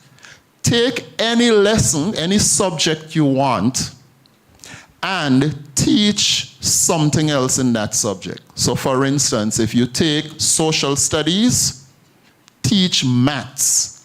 Get maths entwined while you teach the social studies. Now, if you look at things like a flag, you would see many shapes in a flag. And so while you're teaching all of the different flags across the region, the rectangles, the triangles, the semicircles, all of those things can be intertwined. So sometimes we make teaching a little harder by trying to teach everything, like put it for each session when there can be an overlap. And that's something we can look at. Right here at college, for instance, I've had one or two cases where I was asked to teach a particular topic in a different course that I didn't teach, just for a session. And so we can, have those kind of interconnection, which would help students to appreciate maths more and to become more creative. And last, differentiated instruction. I like that you say you didn't like math when you were in high school. You struggled there. I struggled with English. In my high school or secondary school journey, I remember in Form 3, I got about 33% on an English exam, and I was ecstatic. I've never seen a score so high. And I'm telling you that I use my math with, as I grow along to improve my English. One of the things I will let everybody know about this subject of mathematics is that the language in it is precise. I was sharing with Mr. Williams, if I'm eating groundnuts, big nuts, patch nuts, and you ask me for 2, I'm going to give you 2. You ask precisely some. Oh, you're going to get a lot, right? That's the precision of the language in maths. The equal sign means is, and it just is. X equals 5. X is 5. You can't argue any other thing in terms of that. So some of the precise, there's a definition we had to learn for what is a limit. It's called the epsilon delta definition. When you get into the thoroughness of that, you start appreciating language in terms of its precision. So I say all of that to say, when it comes to differentiated instruction, that no one must be left behind in terms of how we teach. We should ensure that our methods are diverse, even though we're teaching the same topic or they're required to complete a task. We have to understand that there are different kinds of learners. It takes place more at the secondary school, primary school level. When you get to college, and this is something I need to say to everybody, when you get to the college level, you should have mastered some degree of independent learning where you don't need a teacher to make you learn. And that's, one of the struggles we're seeing here. All right? So the math teacher, create a space where it's not wrong to be wrong. Wrong means we have an opportunity to learn, and to make changes in how we are thinking. So we need our students to be comfortable there. Curiosity, I wrote that down. Somebody mentioned curiosity.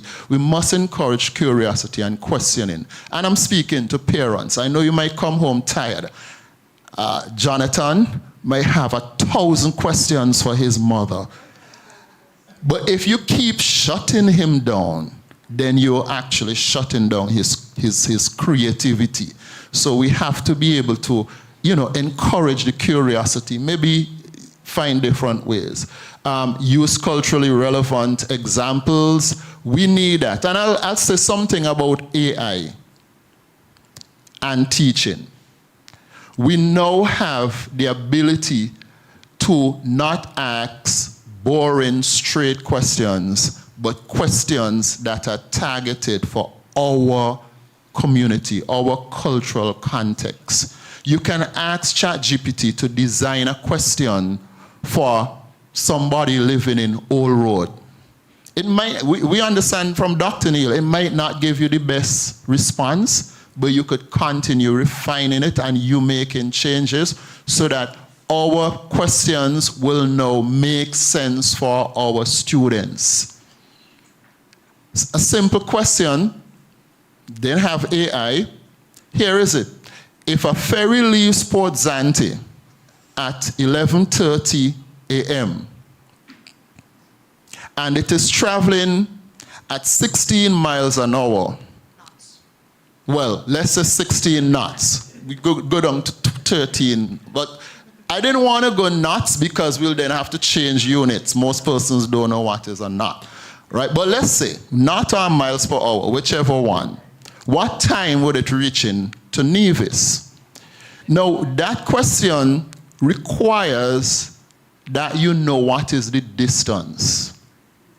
You have to know the distance. And I was amazed that hardly anybody could tell you the distance port to port. They know the 2 miles between the peninsula.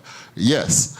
But very few persons know that 11 miles. And I'm only saying that because we don't often have culturally based questions. Most of the textbooks we use are not from St. Kitts.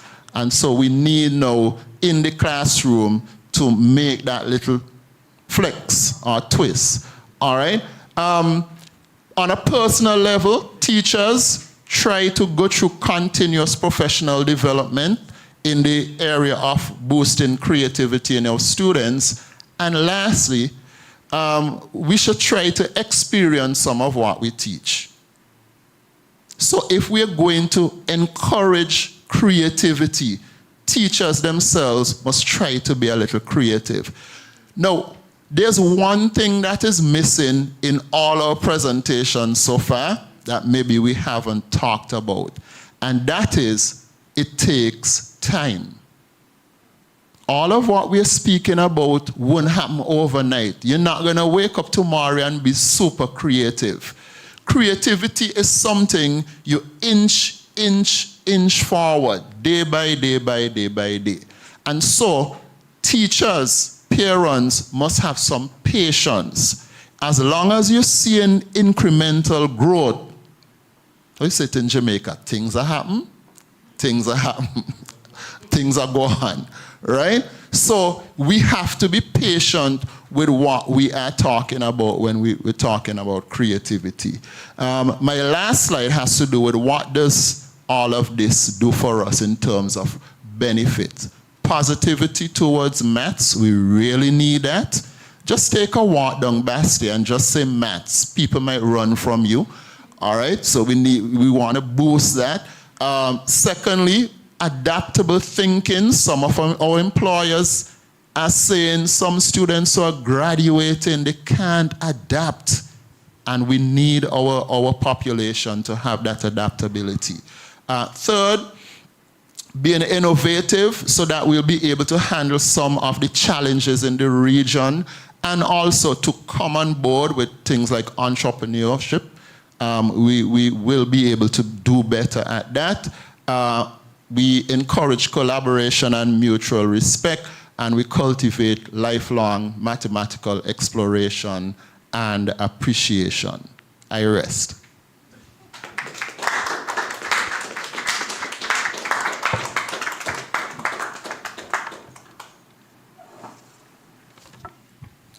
Thank you, Mr. Diamond, Mr. Mathematics. I want to give you a question to reflect on for when we have our discussion afterwards. What does pi have to do with pi?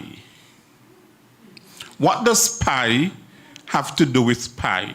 So what does the mathematical constant pi have to do with pie that you bake? P-I-E. What does P-I have to do with P-I-E? Think about it for our discussion afterwards.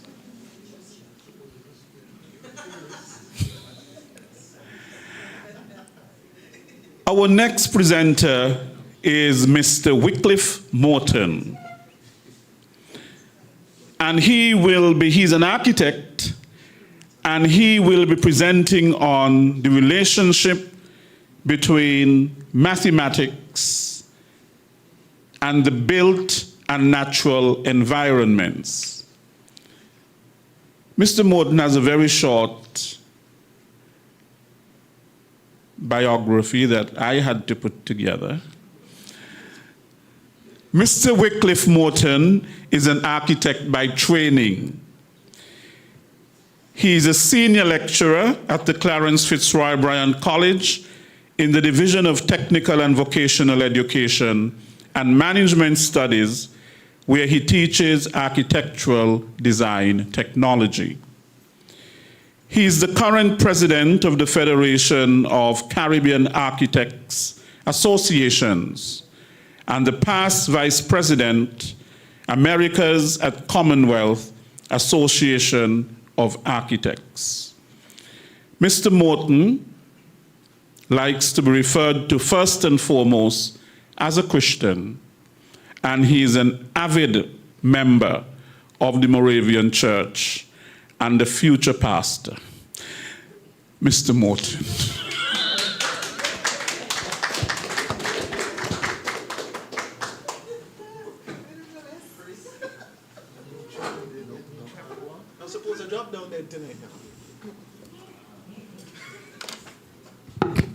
Good evening, all.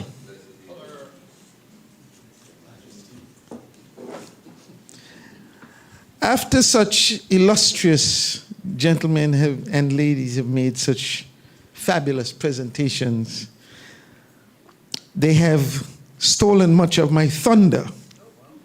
But what you gonna do? Here we go. We charge forth. My bio is simple. Simple man from the islands living for God. That's all. You don't need more than that. The idea of mathematics, everyone thinks immediately of numbers. I want us to try to think of mathematics as the language that it is. It is a basic communication which everyone can understand.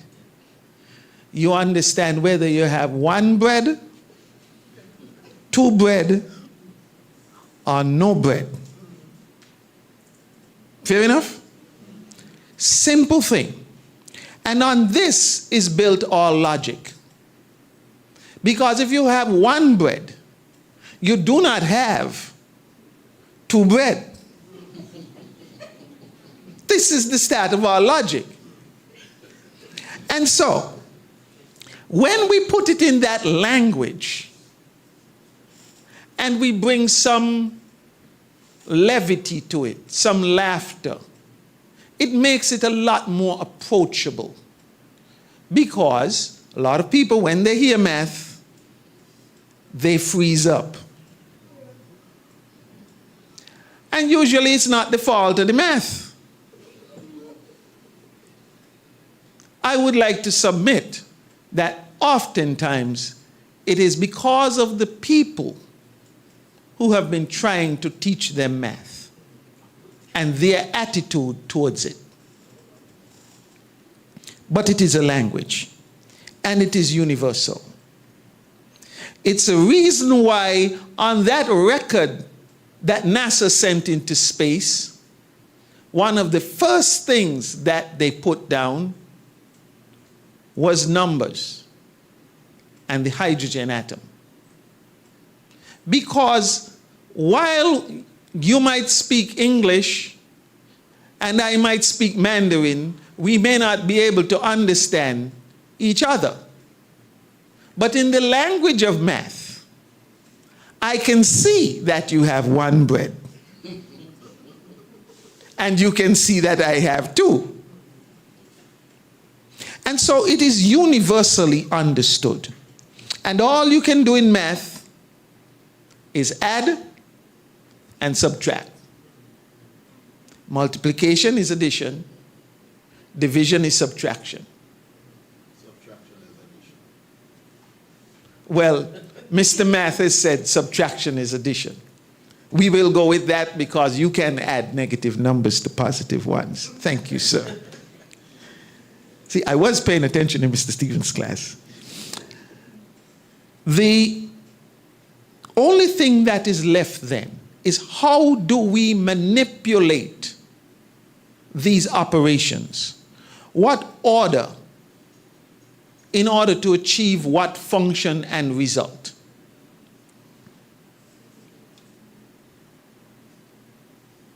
Let me put this forth for us to consider.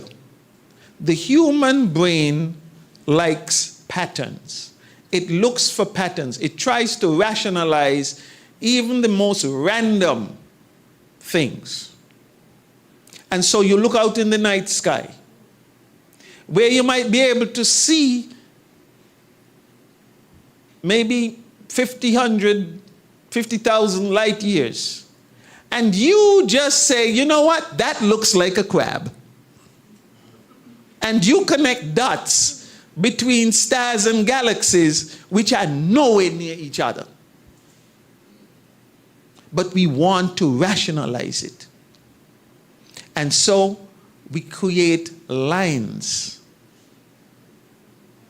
which is a function of math. But the brain doesn't just look for patterns, it also will create patterns because it is naturally pattern seeking. And on top of all of that is pattern recognition. Pattern recognition is necessary for every animal to establish if it is being preyed upon. You know it's a lion, and you know lions are dangerous. Now, if it doesn't look like a lion, you might think that you're all right. Being able to recognize danger, being able to differentiate between a snake and a mango, is pattern recognition. We can derive that from math. That being said, math gives us this pattern recognition, and we use this math and these patterns, and we see, in any society, we see human faces. And from childhood, we start to gather the information. Most people have 2 eyes. Most people have 1 nose. Most people have 5 fingers per hand. And we establish that this seems normal. But then we wind up in a different culture where everyone has 1 eye in the middle of the forehead, and we are aghast. Oh, that person is somehow ugly. No, they're not necessarily ugly. You're just not accustomed to that pattern. And so whether the person is walking or the person is in a wheelchair, it does not diminish their value. It's just a different pattern. Why do I take us through this journey? Because architecture, thank you, sir, and the natural environment consists of patterns. When one looks at a flower has very few geometries. Most of the petals on most flowers are almost identical. It's just a question of arrangement. But we have the petals, and then we have the stigma and style and the other parts. And they're laid out in particular ways, depending on the species, and we can then identify the species based on the flower. Things are really bad if you mistake a mango for a stinking toe.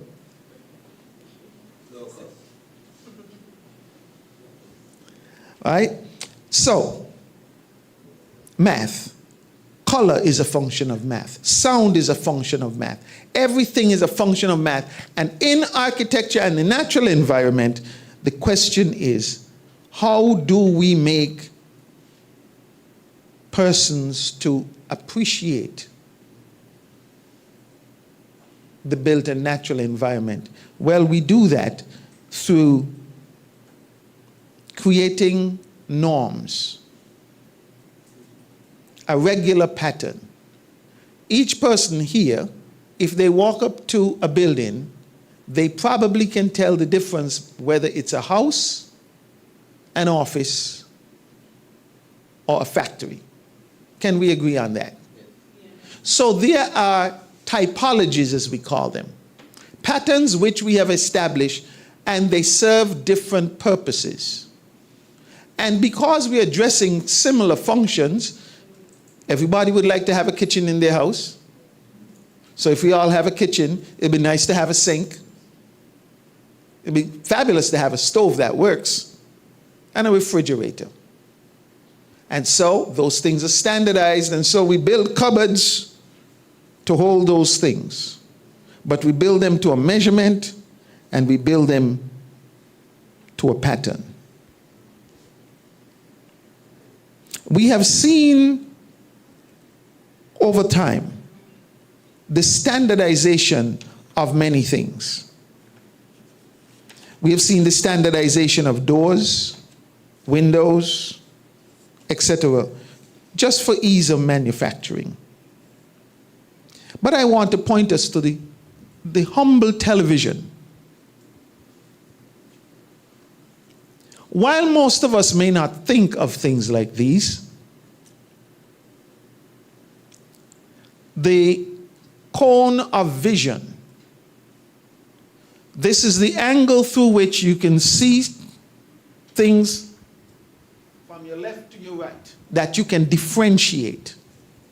And then you have binocular vision in the middle. The golden section is a response to that visual cone. Because our eyes are side by side, we can see wider than we can see height. And so the television screen is a direct response to that math. That math is a direct response to the average distance between pupil to pupil. And so we bring it back to architecture.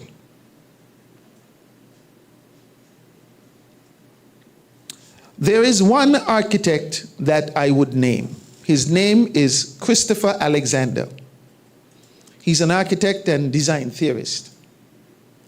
And he proposes in a 4-volume series that beauty in architecture of any structure can be put through 15 mathematical properties. Objective beauty, he proposes, can be put in the context of 15 properties, mathematical. Quickly listing them off: scale, strong centers, boundaries, alternating repetition, positive space, good shape, local symmetries, deep interlock and ambiguity, contrast, gradients, roughness, echoes, the void, simplicity and inner calm, and not separatedness. I put those out there because maybe perchance other architects are listening, and so we give them something to think about. But for the people in the room, I want to propose that good architecture is a function of good math.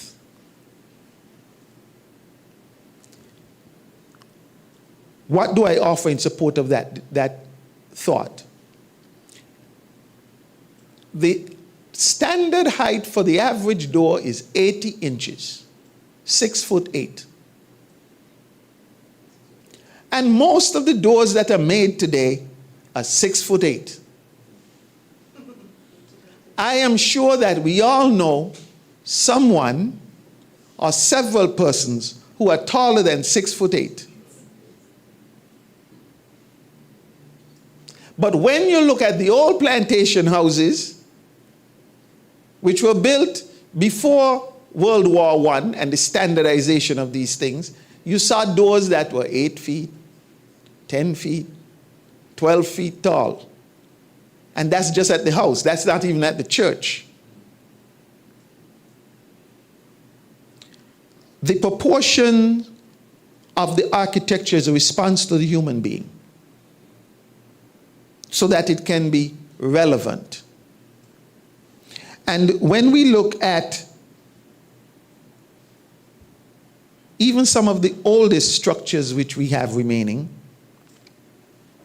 we see the application of several different numbers, which I'm just going to touch on so that you know they exist. The divine numbers,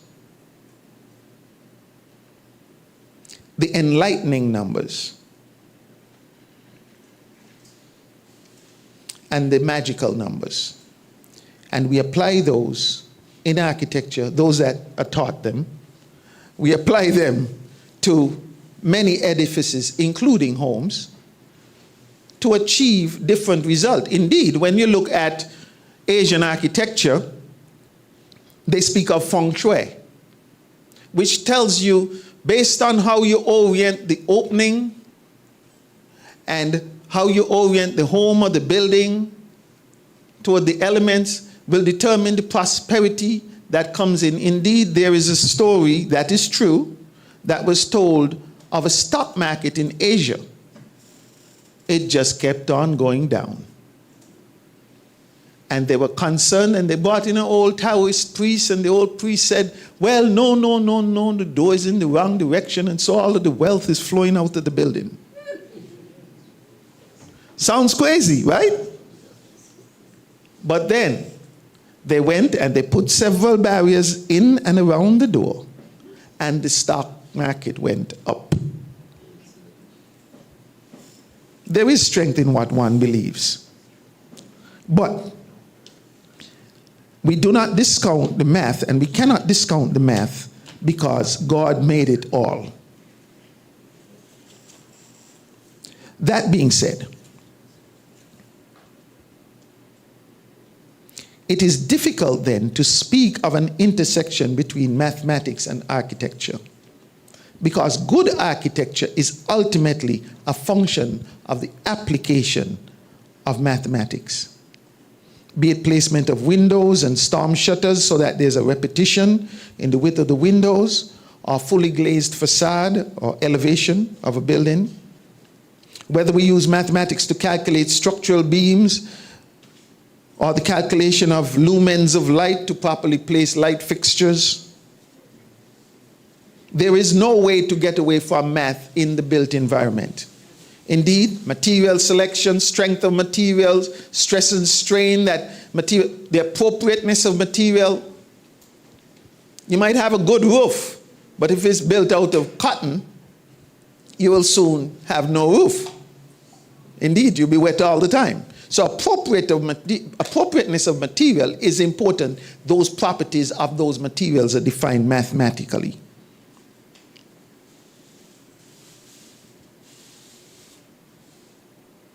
So we can speak of most things this evening about, well, through the lens of math. And indeed, in order to establish good architecture, as we learn from nature, because now there's a whole area of architecture called biomimicry, where we look at how different things in the natural environment cause different effects or have different effects on people or can be used. For example, the lotus flower, the lotus leaf. Water does not adhere to the lotus leaf. It is hydrophilic. So the water just runs off.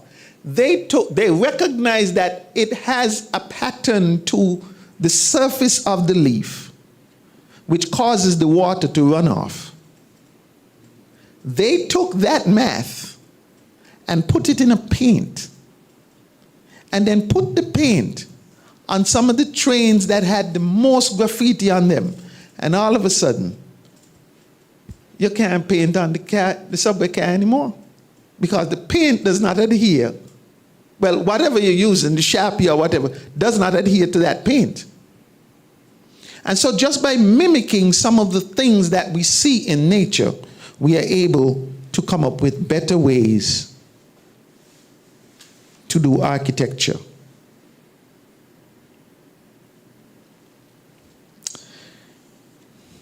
That being said,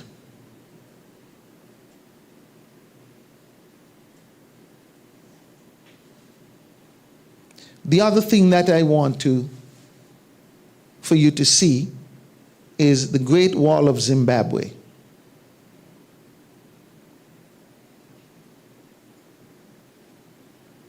Now that you're aware it exists, you can go and look it up.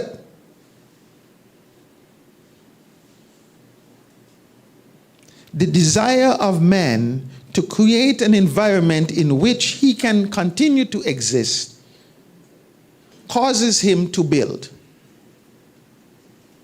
That desire to build and create a homestead causes him to have to familiarize himself with the materials that are available and apply them in such a way that they follow or defy lines of gravity. Math.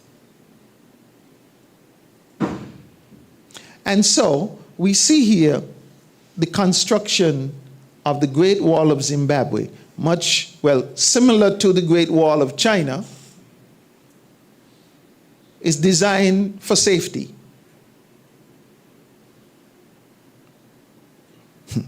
There are lots of other things I could say about it, but you'll find out when you look it up. The application then of the math gives you the architecture.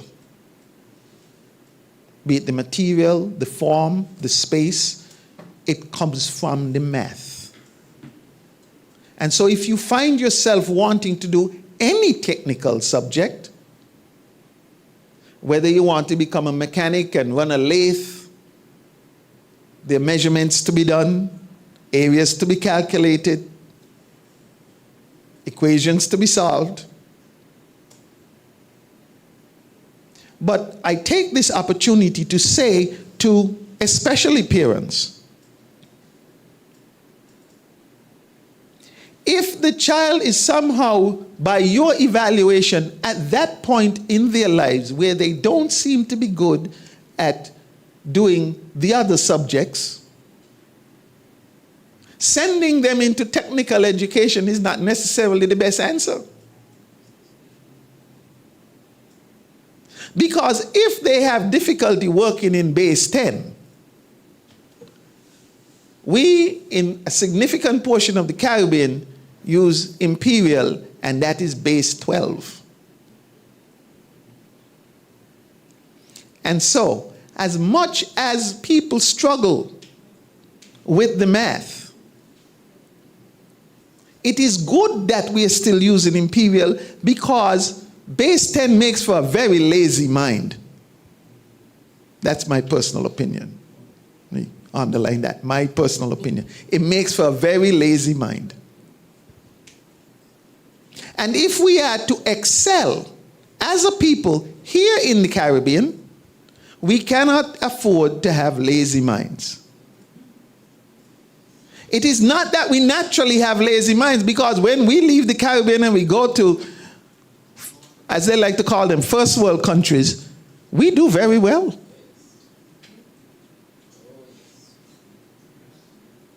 So what is the problem in our region? Because as low as the pass rate may be, we have excellent students who are excellent human beings and can do great things. But do we provide them the space to build the environment, physical, natural, and psychological, to excel?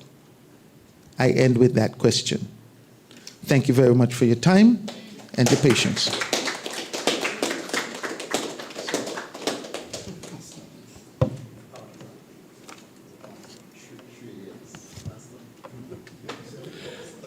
Thank you very much, Reverend Wycliffe Morton, architect. Our final presenter is Mr. Enoite. Did I get it correct? Yes. Enoite Inanga.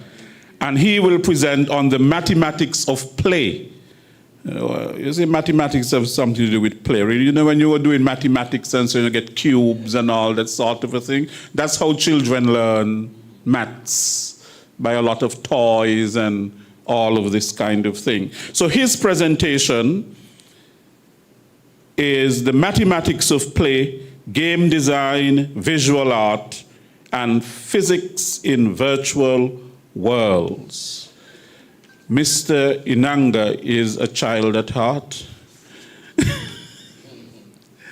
If you combine a little quirkiness with humor, wit, creativity, and an aptitude for serial entrepreneurship, and add a deep appreciation for STEAM, teaching, music, and family, you just might have the makings of someone with an interesting story to tell. Enoite Inanga is exactly that. A melting pot of talents, cultures, and experiences. Born to Ino, El Inanga, and Amorel E. Inanga, both lifelong educators, It's no surprise that he was deeply influenced by their passion for teaching and learning. Today, as a lecturer in mathematics and computer science, Inoite brings that same passion to the classroom. He is especially driven to add value to the lives of his students, particularly those who struggle with these subjects, because he's been there himself. His own journey through those challenges fuels his mission to help others not just survive, but thrive. Help me to welcome Mr. Inoite Inanga.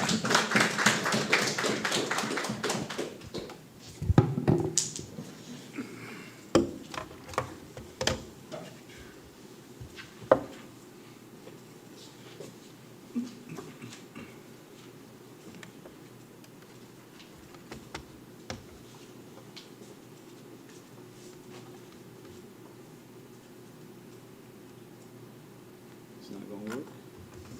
This one? Okay.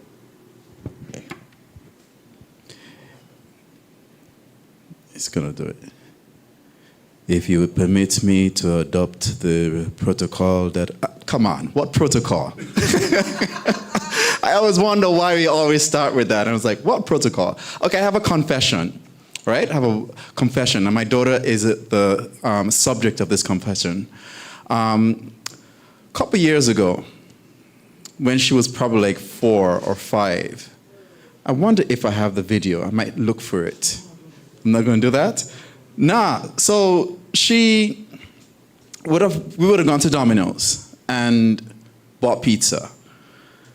And I gave her 2 slices of pizza. She says, Daddy, I want 3 slices. You know what I did? I cut one of them in 2, and I gave her 3 slices of pizza. And that made her day. This is a true story, okay? Just do maths, okay? Maths will save you from being duped, okay? So I've been a lecturer for, this is my 3rd year now. And I want to share, I hope the sound will come through. Mr. IT, will the sound come through the speakers from here? I hope. I'm going to show you an excerpt from my first day. This was 2 weeks after I got hired. I was very, very, very scared, and I was not sure how I was going to thrive. And so I had what I would have called the ultimate icebreaker. So let me see if this goes here. Okay, we can't hear anything. Let me go back here.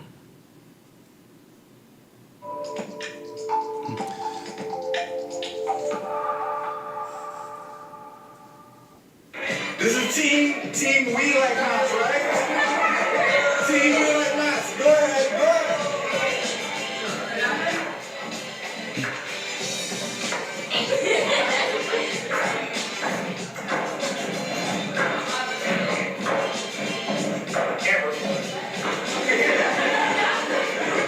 So that means you guys are gonna come up with your logo, right?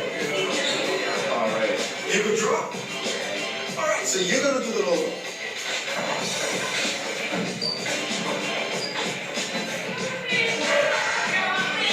The goal was to have 2 teams, those who like maths and those who don't like maths, and communicate that message in a creative way, in a group. One group did a skit, the other group came up with a song, and they did all of that in 10 minutes. And that set the tone for the rest of the school year based on how they started. Everything that has been already discussed about keeping people included, keeping things interactive, that helps. So I'm just going to play a little bit of this here.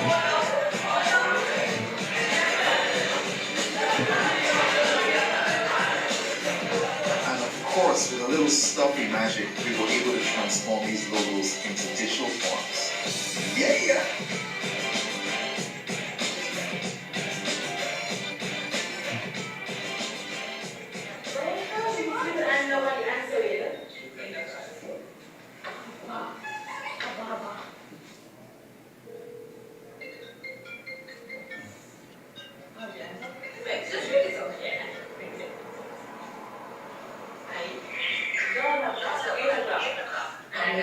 It's low, it's very, yeah.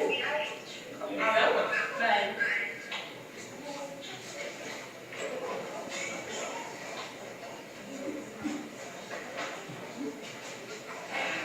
Good morning. What do you want to be? What do you want to be in the world? What do you want to be in the world? What do you want to be in the world?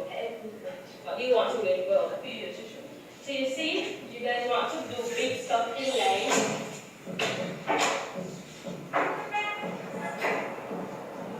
We don't need sweater, we don't need trim. We don't need electrical, we don't need civic. Is maths complicated? Yes. Is maths difficult? Yes. We're great at maths until 14, now 18. Lord, still struggling. But will you give maths a chance? Yes. Give it up for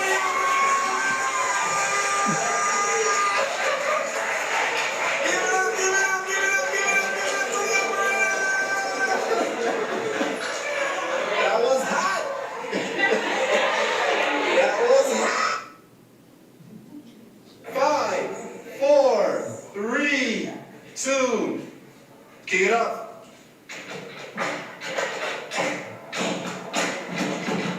We don't like maths, that's the shit. We play like maths, not to live.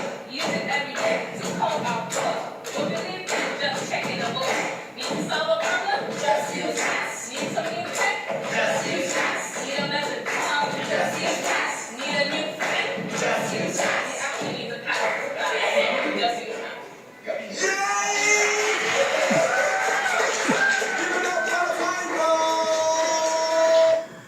All right. I'm happy to say that was my first go at pure maths teaching, and that cohort had a 80% pass rate, right? Very happy to say that. And that's how, again, it was fun, it was hard, but we continued to maintain that level of hilarity and creativity throughout everything that we did, okay? So we've set the foundation for today, mathematics.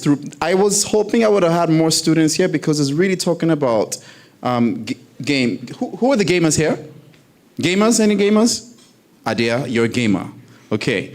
I used to be a gamer, and it's only when I got older that I started to realize why mathematics is so important. And why when we would bash games and say the game was bad, it wasn't often because of the story behind it. We talked about the graphics, and we talked about how it was slow. Back then, the Game Boy was monochromatic with the 8-bit sound limitation, and then we would be like, no, that game was so slow. Who here played Mortal Kombat? Back then, right? And we always prided ourselves in saying this game is fast. And as I got older and started doing more animation, I was like, wait, it's all about math. The glitches that we see in games is because of bad math. So the first thing we're going to look at is pathfinding. Anybody knows what that means in games? How does the character know when it touches the edge, you're dead? How does it know when it collides, there's some boof that's supposed to happen? Right? All of this boils down to some principles in math. I'm not going to get into that. If anybody here has done Dijkstra's algorithm, so Mr. When I learned it was die, right? There are these algorithms that will allow you to find the most optimal path to get from point A to point B while avoiding certain things. Now, We have in mathematics, I think I want to show you guys what this looks like. I have a link here. Pac-Man. No, not that. Pac-Man pathfinding. Right. And we'll see what this looks like.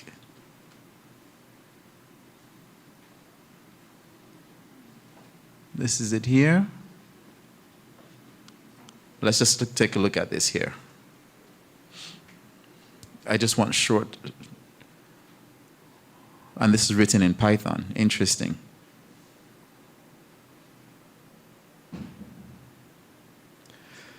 Now, as this looks like it's a game, everything that you're seeing there is math. Finding where to go and what to avoid is all predicated by math. And we're going to move on to the next part of this because I don't want to take up your time too much. When it comes to games or even movies that we would watch, the first set of animations we would have seen would have been a little bit, we would call them pixelated, and a little bit jumpy. Anybody has watched stop motion animations? I love them actually. Before I knew about Bezier curves and splines, my idea of a curve was Interested, that's my next topic. They stop motion animation, I like it, even though it seems a little bit choppy, but when you want to mimic things that are real, in the real world, when I throw this up and it comes down, it's a smooth motion. To mimic this or to model this in a game or in a movie or animation needs math. And we do this using something called Bezier curves. Let me see what this goes here. very basic. It was either the classic y equals x squared minus 1 or a circular arc. But curves that could move in all directions, that could do loops and all sorts of things, were still a mystery to me.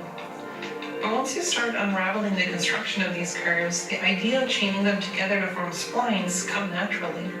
They let you define a path in a way that is computationally very elegant. Properties like the tangent and normal directions of the curve let you orient objects or construct a coordinate space around each point, which is very useful for generating procedural geometry. You can analyze these curves based on their radius of curvature, find what direction they're turning and at what rate. You can analytically evaluate their bounding box, which is useful in a lot of optimization problems, such as... So you see in a movie, in an animation, a car moving down or going on a curve and how it's not looking jumpy and whatever. It all boils down to stuff like this. They're all equations, right? Let's keep moving. In visual arts, we spoke about Bezier curves. Can I look at this one, Pixar? Okay, it's not available anymore, no worries. And now in games, collisions. Everywhere that we are right now is a location. It has an address with respect to something else. It's a, what you call them, from a reference point. Now, in real life, or in the game world, in the virtual world, how do you think something knows it's collided with something else? Okay? In real life, by common sense, and in games, probably like a program or something. Okay, she's getting there. So let's take a quick look. So you have 1, 2, 3, 4, 5. 1, 2, 3, 4, 5. Have a box here. And a box here.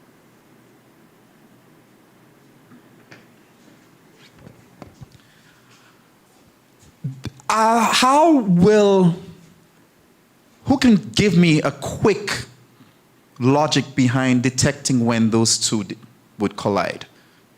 Anybody with a math brain? I'm speaking to you. Susanna. How would we think that through?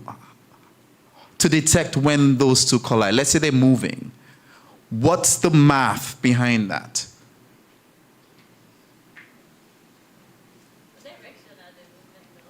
They're random.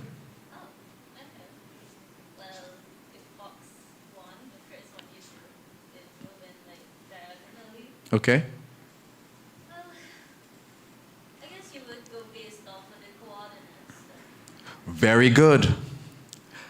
When you are keeping track of the coordinates and you know or you realize that at some point they are identical at the same time. So you're keeping track of time and you're keeping track of position, right? And at that point, you can say, play a sound and go kaboom and give some dust particle thing that says this is an explosion or whatever the case may be. And as simple as this looks and feels, this literally is what happens in the gaming world. It is a lot of that, and clearly we need more, big processors to take care of this. That's why the GPUs, the graphic processing units, are powerful to be able to, keep track of all of these things that happen in the computer. Okay. Now there's a next one called ragdoll physics. Once again, anybody has heard of this before? Okay. I heard about ragdoll. I heard about physics. Okay. So what is that? Ragdoll physics, essentially, if I throw a teddy bear up and it lands, does it land rigid? If I throw, it flails and does all those things, right? Depends on the material. Depends on the material, very good. So a lot of the games that we would play, and you see somebody falling back and falling through space and then splattering, all of this is math. Come on. Why is that showing Trump? I'm seriously, what? Why is that showing Trump?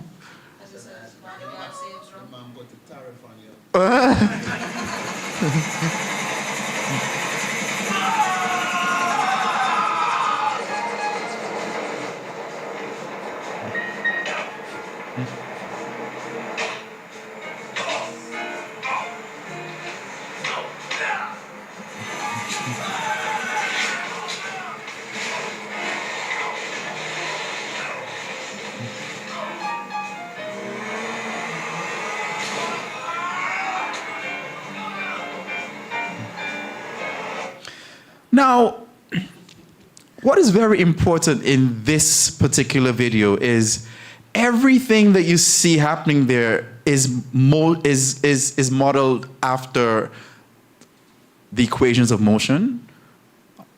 They follow Newton's law of motion.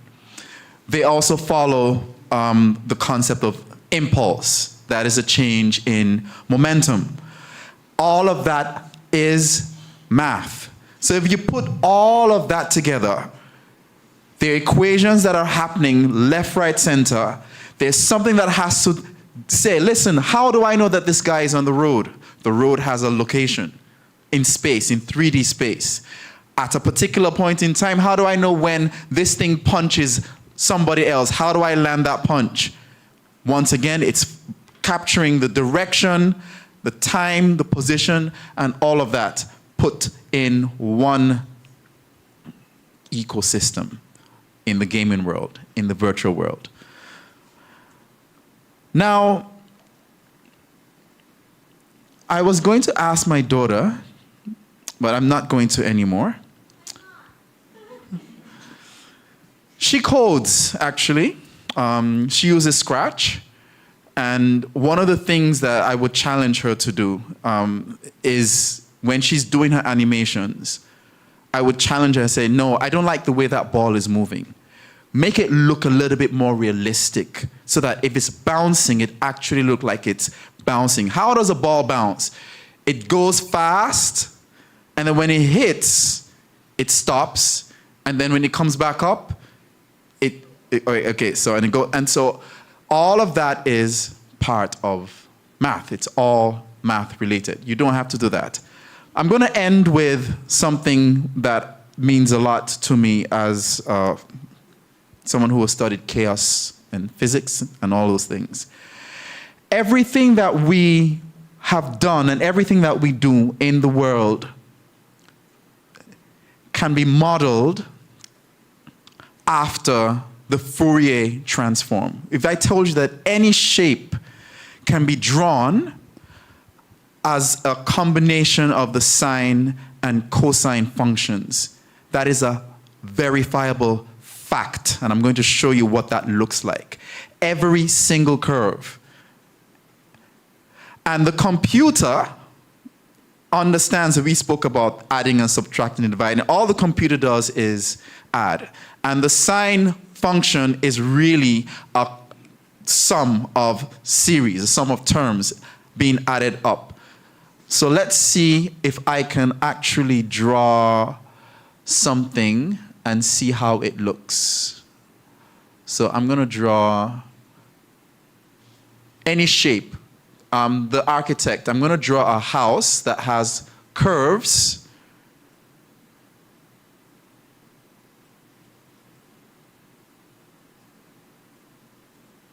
Okay, that's a very bad house. Okay, that's an elephant. Okay, now let's see the math of what would go into replicating this. And all of those circles represent those functions. Isn't that interesting? These are the things that we take for granted when we just sit down on a computer and we draw things or whatever. This is what really goes on. I can draw another shape. I can make it even very, very complex. And you will see those little circles literally trying to replicate that.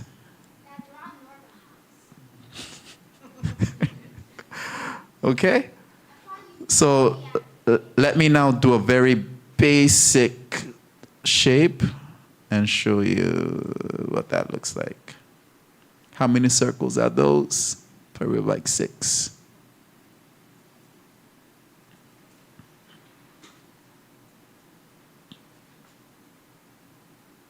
Even writing letters can be modeled using sine and cosine waves. So when you talk about trigonometry and say, I don't know when am I going to use this and whatever, the world literally operates on the Fourier transforms.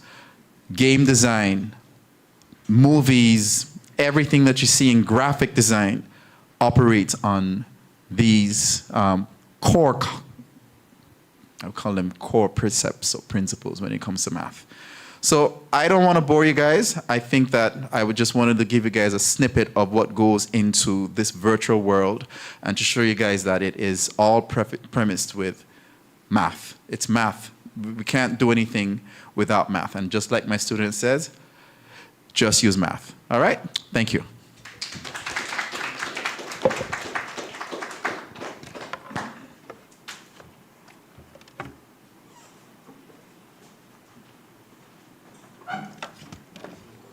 Thank you very much, Mr. Inanga.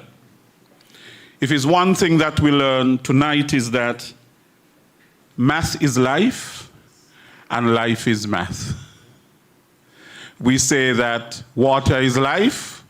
Well, math is life because math is everywhere. Everywhere there is math.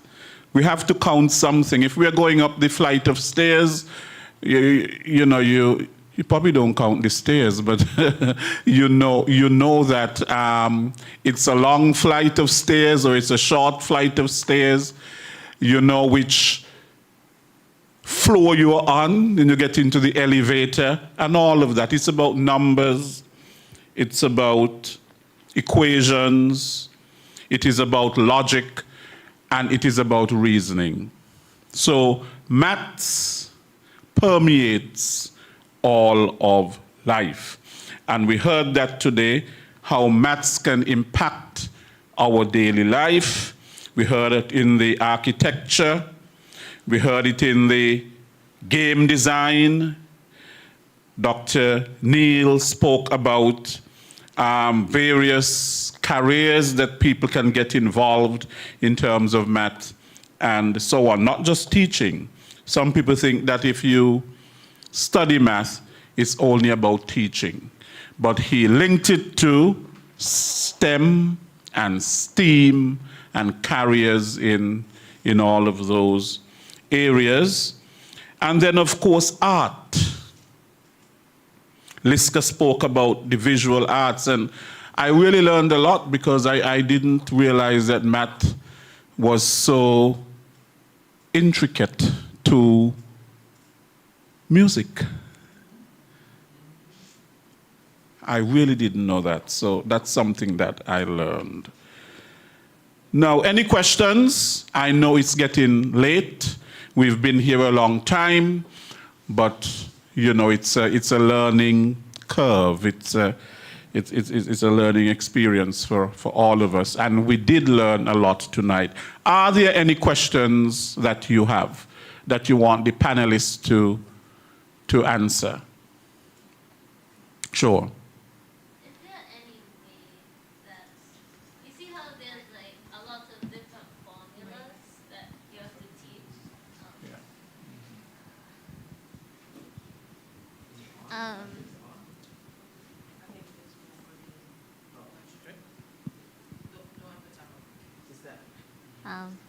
No. It's good? Oh, okay. So you see how there's like a bunch of different formulas that as you get more advanced, you teach the more advanced formulas. Do you think there's a way that you could maybe teach the concepts of like how those formulas are built, and then maybe it would make it easier to teach the more difficult ones? Because honestly, even right now in like my pure maths class,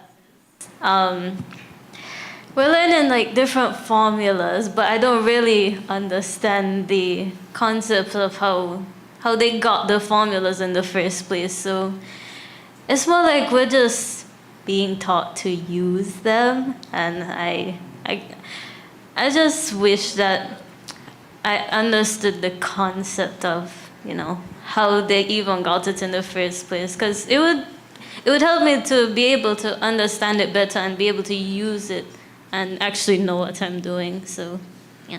Thank you for such. You've hit something that perturbs me, and it perturbs me because Dr. Neil spoke about curriculum change. Right now, my mandate is to, unfortunately, get everyone ready for a CAPE exam. And the sheer volume of content does not lend for that flexibility to go into those. Now, if Pure Maths Unit 2 was a 2-year course, by all means, we will have a whole lot more fun and dig a lot deeper into that.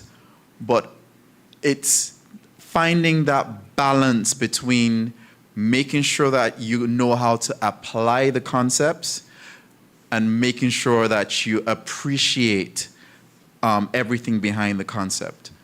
And it's been very, very hard. But at the end of the day, we can always, get together, and I guess that's what math clubs and all that kind of stuff. But I'll let the mathematician here, he's a purist, take that. No, I'm not a purist, but let me respond to you this way. I really appreciate the question and understand where you're coming from. And Enanga's response is quite suitable. But I would introduce you to this. There's something called mathematical faith, where you put your trust in a formula without necessarily proving it is so. But how do you get there? One of the things that should happen in secondary school is teachers should carry students through, where some, not all, where some of the formulas come from. But I will go beyond formulas, or maybe I'll stick there. For instance, I can guarantee you that many teachers don't know why area is equal to length times width. They just simply tell you the area of a rectangle is length times width, but they don't know how it was developed, where it came from. And if that's done early, then as you advance in maths, you would begin to trust the process. You'd have the mathematical faith that, you know what, I don't really know how this formula was developed, but at least I can use it. So I think what you're struggling with is some trust issues with where these things come from, okay?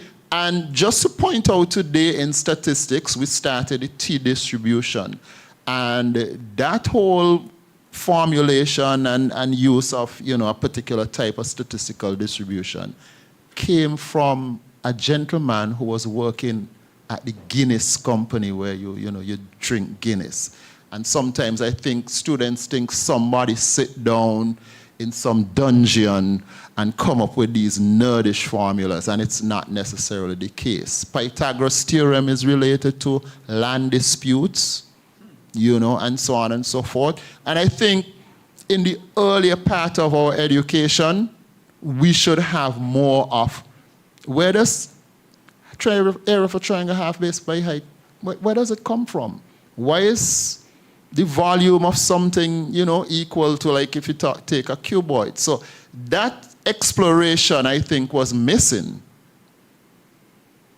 I think maybe they should have this new subject where it's like a math history class. It's like a math. Maybe then, since there's like not enough time for math teachers to implement that in the classes, maybe they could have another, I don't know, subject or something where they it's like mathematical history then. Because maths history itself, I believe it would take a long, like an entire class really to teach the history and then get to the point where you reach the formula. So maybe they could do that. So I think I share the same. I share the same idea that your question is a very important question, very, very important question. And if I should link it back to history, currently the curriculum talks about our history from the Caribbean perspective, but never true history of where we're from. So the same thing goes to, I think it's a very important question, because then it opens the door now to how do we maximize the learning of math within our context? How do we maximize it? As opposed to just in the classroom from the CXC syllabus point of view, how do we open the door now? And I think that is what is happening here. So your question is a very important question, and that should be where we begin to lead from, to say, okay, we need to promote math more. We need to have some workshop for math, with math, right? We need to have some kind of interventions in the school that is outside of the curriculum, which we call the extra curriculum, right? So that question actually infringes on that. So that's a very good question. I'm hoping that based on that question, that things will actually lead in that direction, where you have shops, or maybe you could even start a club, right? A club, and in that club you explore ideas. You know, where did these things come from? You know, so that's wonderful. I sympathize with her because I had the same experience when I was growing up. Math, I loved math, but I could not get it done. I failed all my math, come right up, until I got to college, to Baruch College in New York, the community college. And I think it's a ground now where you are learning math, you're seeing all of those, but when you reach that stage, you will get it. I got it, and I got all A's in all my classes then. The reason, this is how my teachers taught. There were 2 teachers in one lesson, and these lessons were 4 hours. The first 2 hours, there was a history teacher. She teach about the Pythagoras theorem, the different things, and so. The next one, they did practical part. But this is how he teaches. He gives you yesterday work. He puts it on the board, and then he takes each line and he brings it over to the other door, and he explains when you do differential, what you did and why you did it like that. So it comes from one to that, and then it goes to. We had 3 boards, so they teach you come all the way up, and you are taught the history of it then, but before in the same class. What we also had was tutorials. You had to go to a math lab and sit down for 2 hours. Right? 2 hours and do tutorials, listen, and do exercises. At night, sometime we had 200 questions to do overnight. And that was usually in the summer. And these were, what you call them, unequated credits. We got no credit for the math. I had to do 5 math courses that I got no credit for. Even though I came from the Caribbean, I got 39 out of 41 in my entrance exam, but they still put us in that class, right? But I know now I can pull in. I don't teach math, I don't do it, but it taught me, it taught me my computer, because I did a minor in computer information system and programming. So the math taught me that part, but I've never used my computer. But you learn if that is what you want to, when you go on to college, you will get that basic teaching. And a base. And you see, and this is where, that is why earlier in the presentation, when I started out, I spoke to the delivery. Because a lot of times it's how it is presented. If the content is presented from early, creating an environment that is open for learning, that will actually catapult that particular student a bit further, But then to wait until college, you see, that's where, you have lost time and, yes, you have learned concepts and so forth. What I'm saying, the courses, you might say you want to be a natural science. I wanted to be a lawyer, but then I went and studied accounting. And they are not 2 worlds apart. So I'm saying, whatever you learn now is your base. You're gathering information and you're trying to find yourself most of the times. Okay, I have a question. So, it's about Pi Day. So, is there like endless digits of pi? Or it's just up to 1,000? Because Albert Einstein only knows 1,000. So does anybody know more than 1,000?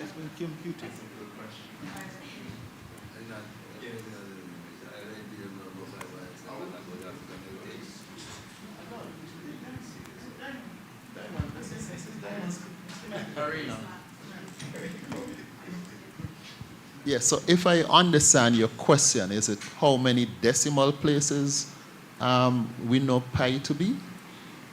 No, it's just that if Albert Einstein only knows 1,000 digits of pi, does anybody know more than 1,000? Oh, I see.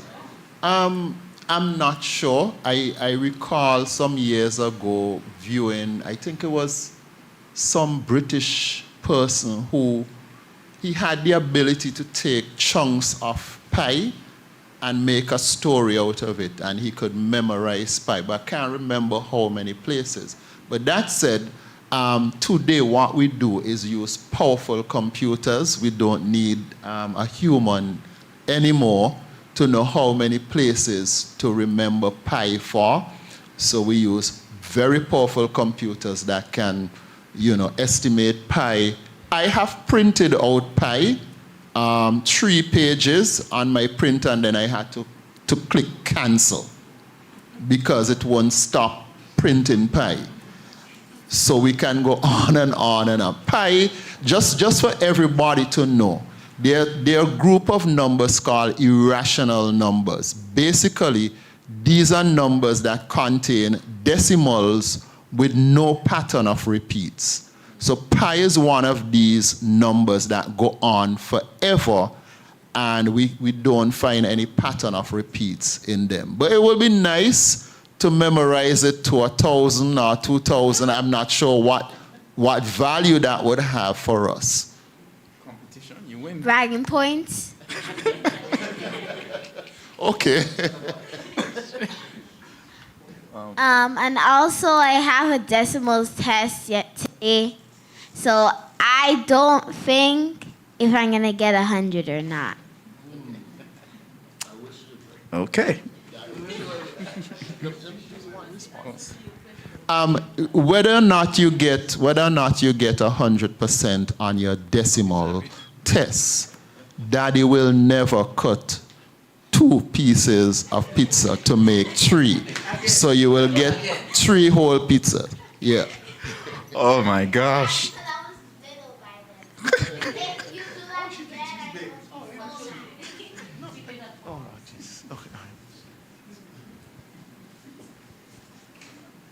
There is a place where many institutions in the Caribbean, speak about the Caribbean, fail our students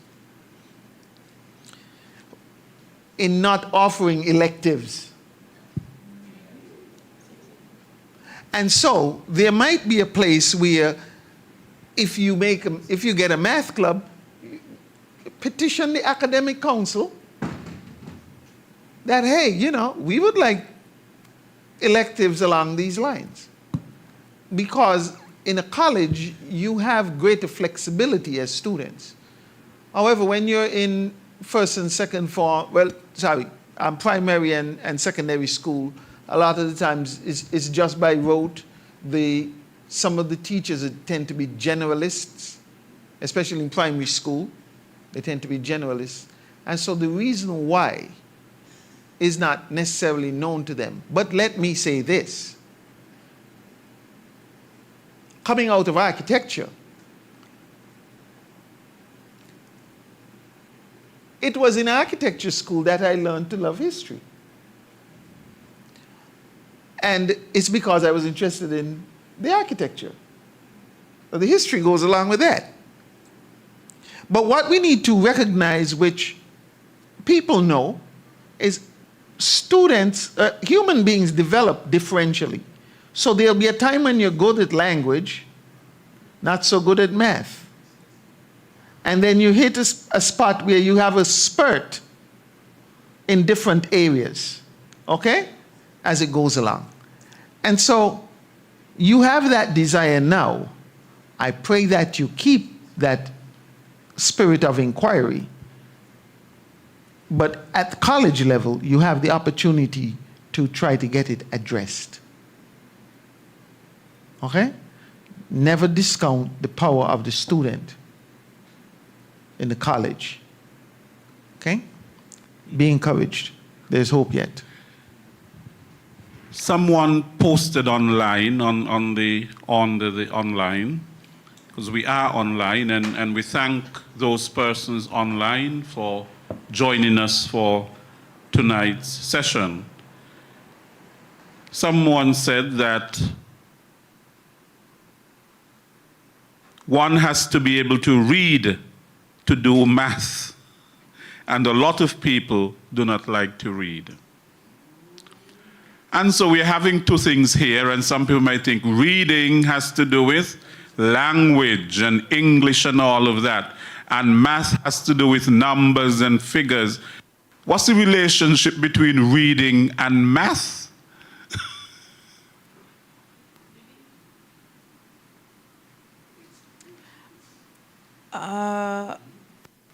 I would not necessarily agree with that 100%, because I could not be able to read, but I could count my money.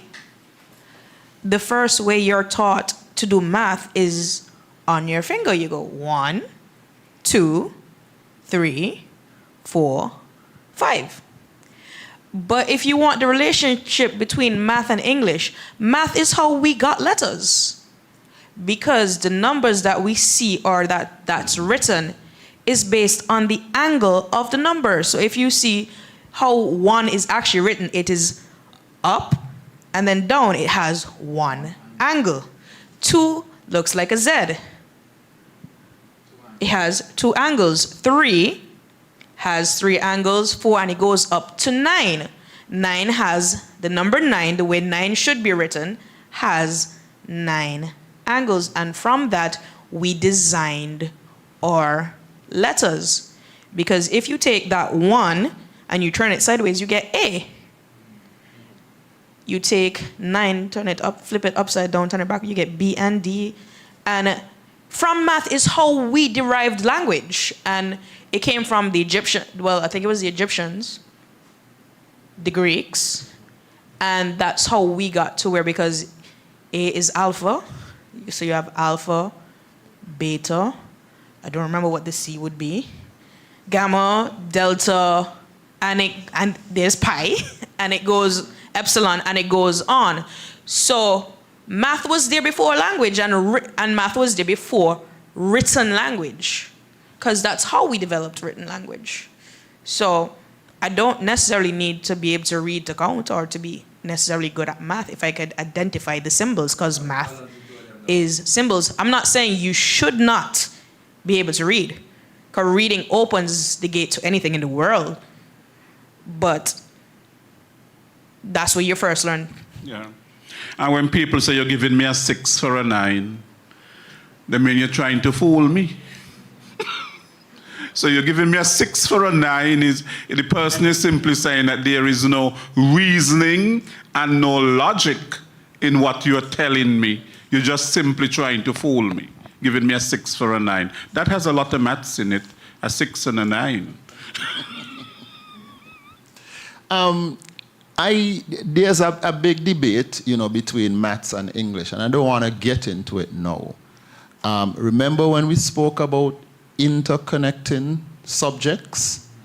At the end of the day, our ability to be creative, innovative, etc., comes from our interconnection. So whoever is first, whoever is second, doesn't really matter. Can we use the language skills and interconnect them with our math skills, vice versa? In sixth form, I had a bio teacher from the US, and just like how you had icebreakers, his icebreaker was, who are the smartest persons in the world? And we had a lot of argument over that. And then he said this one thing: what makes us smart is not how much we know, but how much we interconnect with pieces of knowledge we have. So you can know a lot, and you're not smart because you don't know how to take those knowledge and interconnect. Now, the struggle in math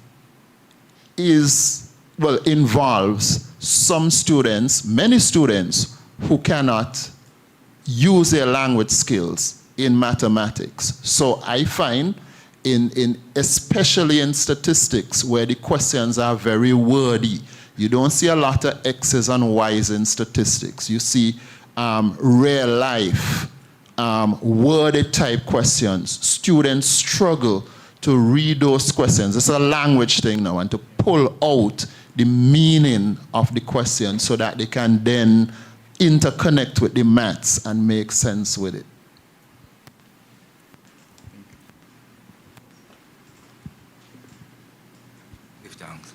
Give thanks and blessed night to all. Just like to share your sister, I'm an Einstein in the first person. You must understand your ancestors. Imhotep and others before I'm an Einstein. Those are the people who really create this study that we are talking here today.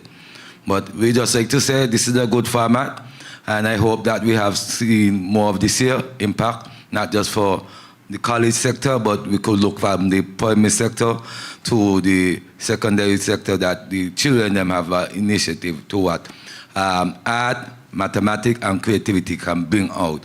I didn't went to college, so I'm glad too. Cause me is natural, and we come from an ancient divine. So we have to go to these latter things, but we have to know how to utilize ourselves within the overs of what the life that we are engaging within the global world. So I hope that these things here go further for the well-being of the future generation. Give thanks. Okay, it's getting late. It's almost 9 o'clock. We're hungry.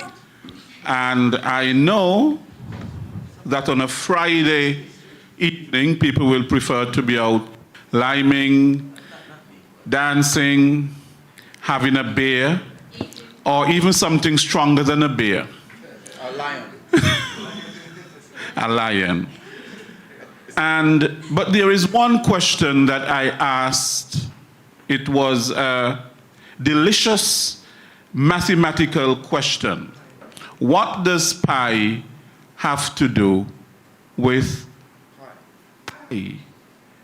Something that one, of course, is a mathematical constant, and the other is a beloved baked treat. What do they have to do with each other? PI and PIE. You have an answer?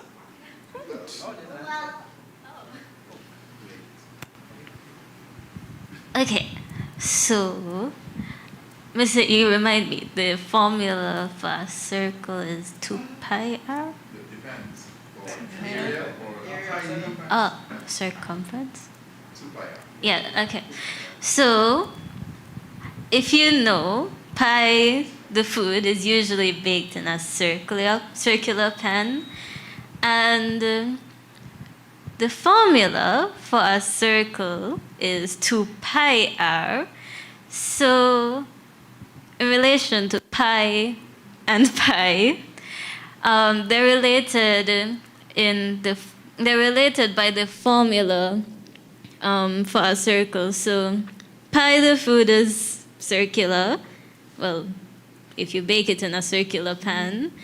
And then the formula to make that circle is 2 pi r, so that is how I say they're related. So, if you have pi and put the word E for eat, that's how you get pi, to eat. Yes, Mr. E. Okay, thank you. So that was our trivia question for tonight, and it was well answered. Huh? Well, That's literally not the answer. That's my answer. Can I write the answer? pi roughly 3.14 Pi is, 159. hold on, pi is 3. 0.14 159. Hold on. So, where's the duster? So, when you mirror the word pi, pi, so if you write the 4 like that, when you mirror the 4, it spells the word pi. Okay. So the relationship, of course, between pi and pi. Yes. So that's why it's a pi. So, but pi, the mathematical constant, helps to ensure that your pi is perfectly circular. Yes. But I could make a square pi. And evenly divided. What is it square pans we use? Hmm? I haven't seen a round pie in years. Yeah, but just to go back to where it all came from. To go back to where it all came from. Okay, and that brings us to the end of our first ever panel discussion on International Day of Mathematics. I must say that at first I didn't know that there was even an International Day of Mathematics. It was only started in 2000, which is, you know, yes. This is the 5th one. This is the 5th one. And it was started for the purpose of just what we did here tonight. And so I want to thank all of you for coming out. I know on a Friday night you could be elsewhere partying, but it shows your interest in learning and so on. And I want to thank those who joined us online as well. I want to thank His Excellency, Dr. Ricardo Neal, for his presentation, Ms. Liz Cabas, Mr. Ellsworth Diamond, Mr. Wycliffe Morton, and Mr. Enoite Inanga. Thank you, Inanga. Thank you so much. When I approached them, they were very, very willing to be a part of this panel discussion, and it tells me that they are very passionate about mathematics, about what they teach, and so on. And that is what we want to have in the classroom. We want to have more persons who are teaching maths to be passionate about maths. And of course, that is going to ignite the students, to love maths as well. So thank you very much, and get home safely.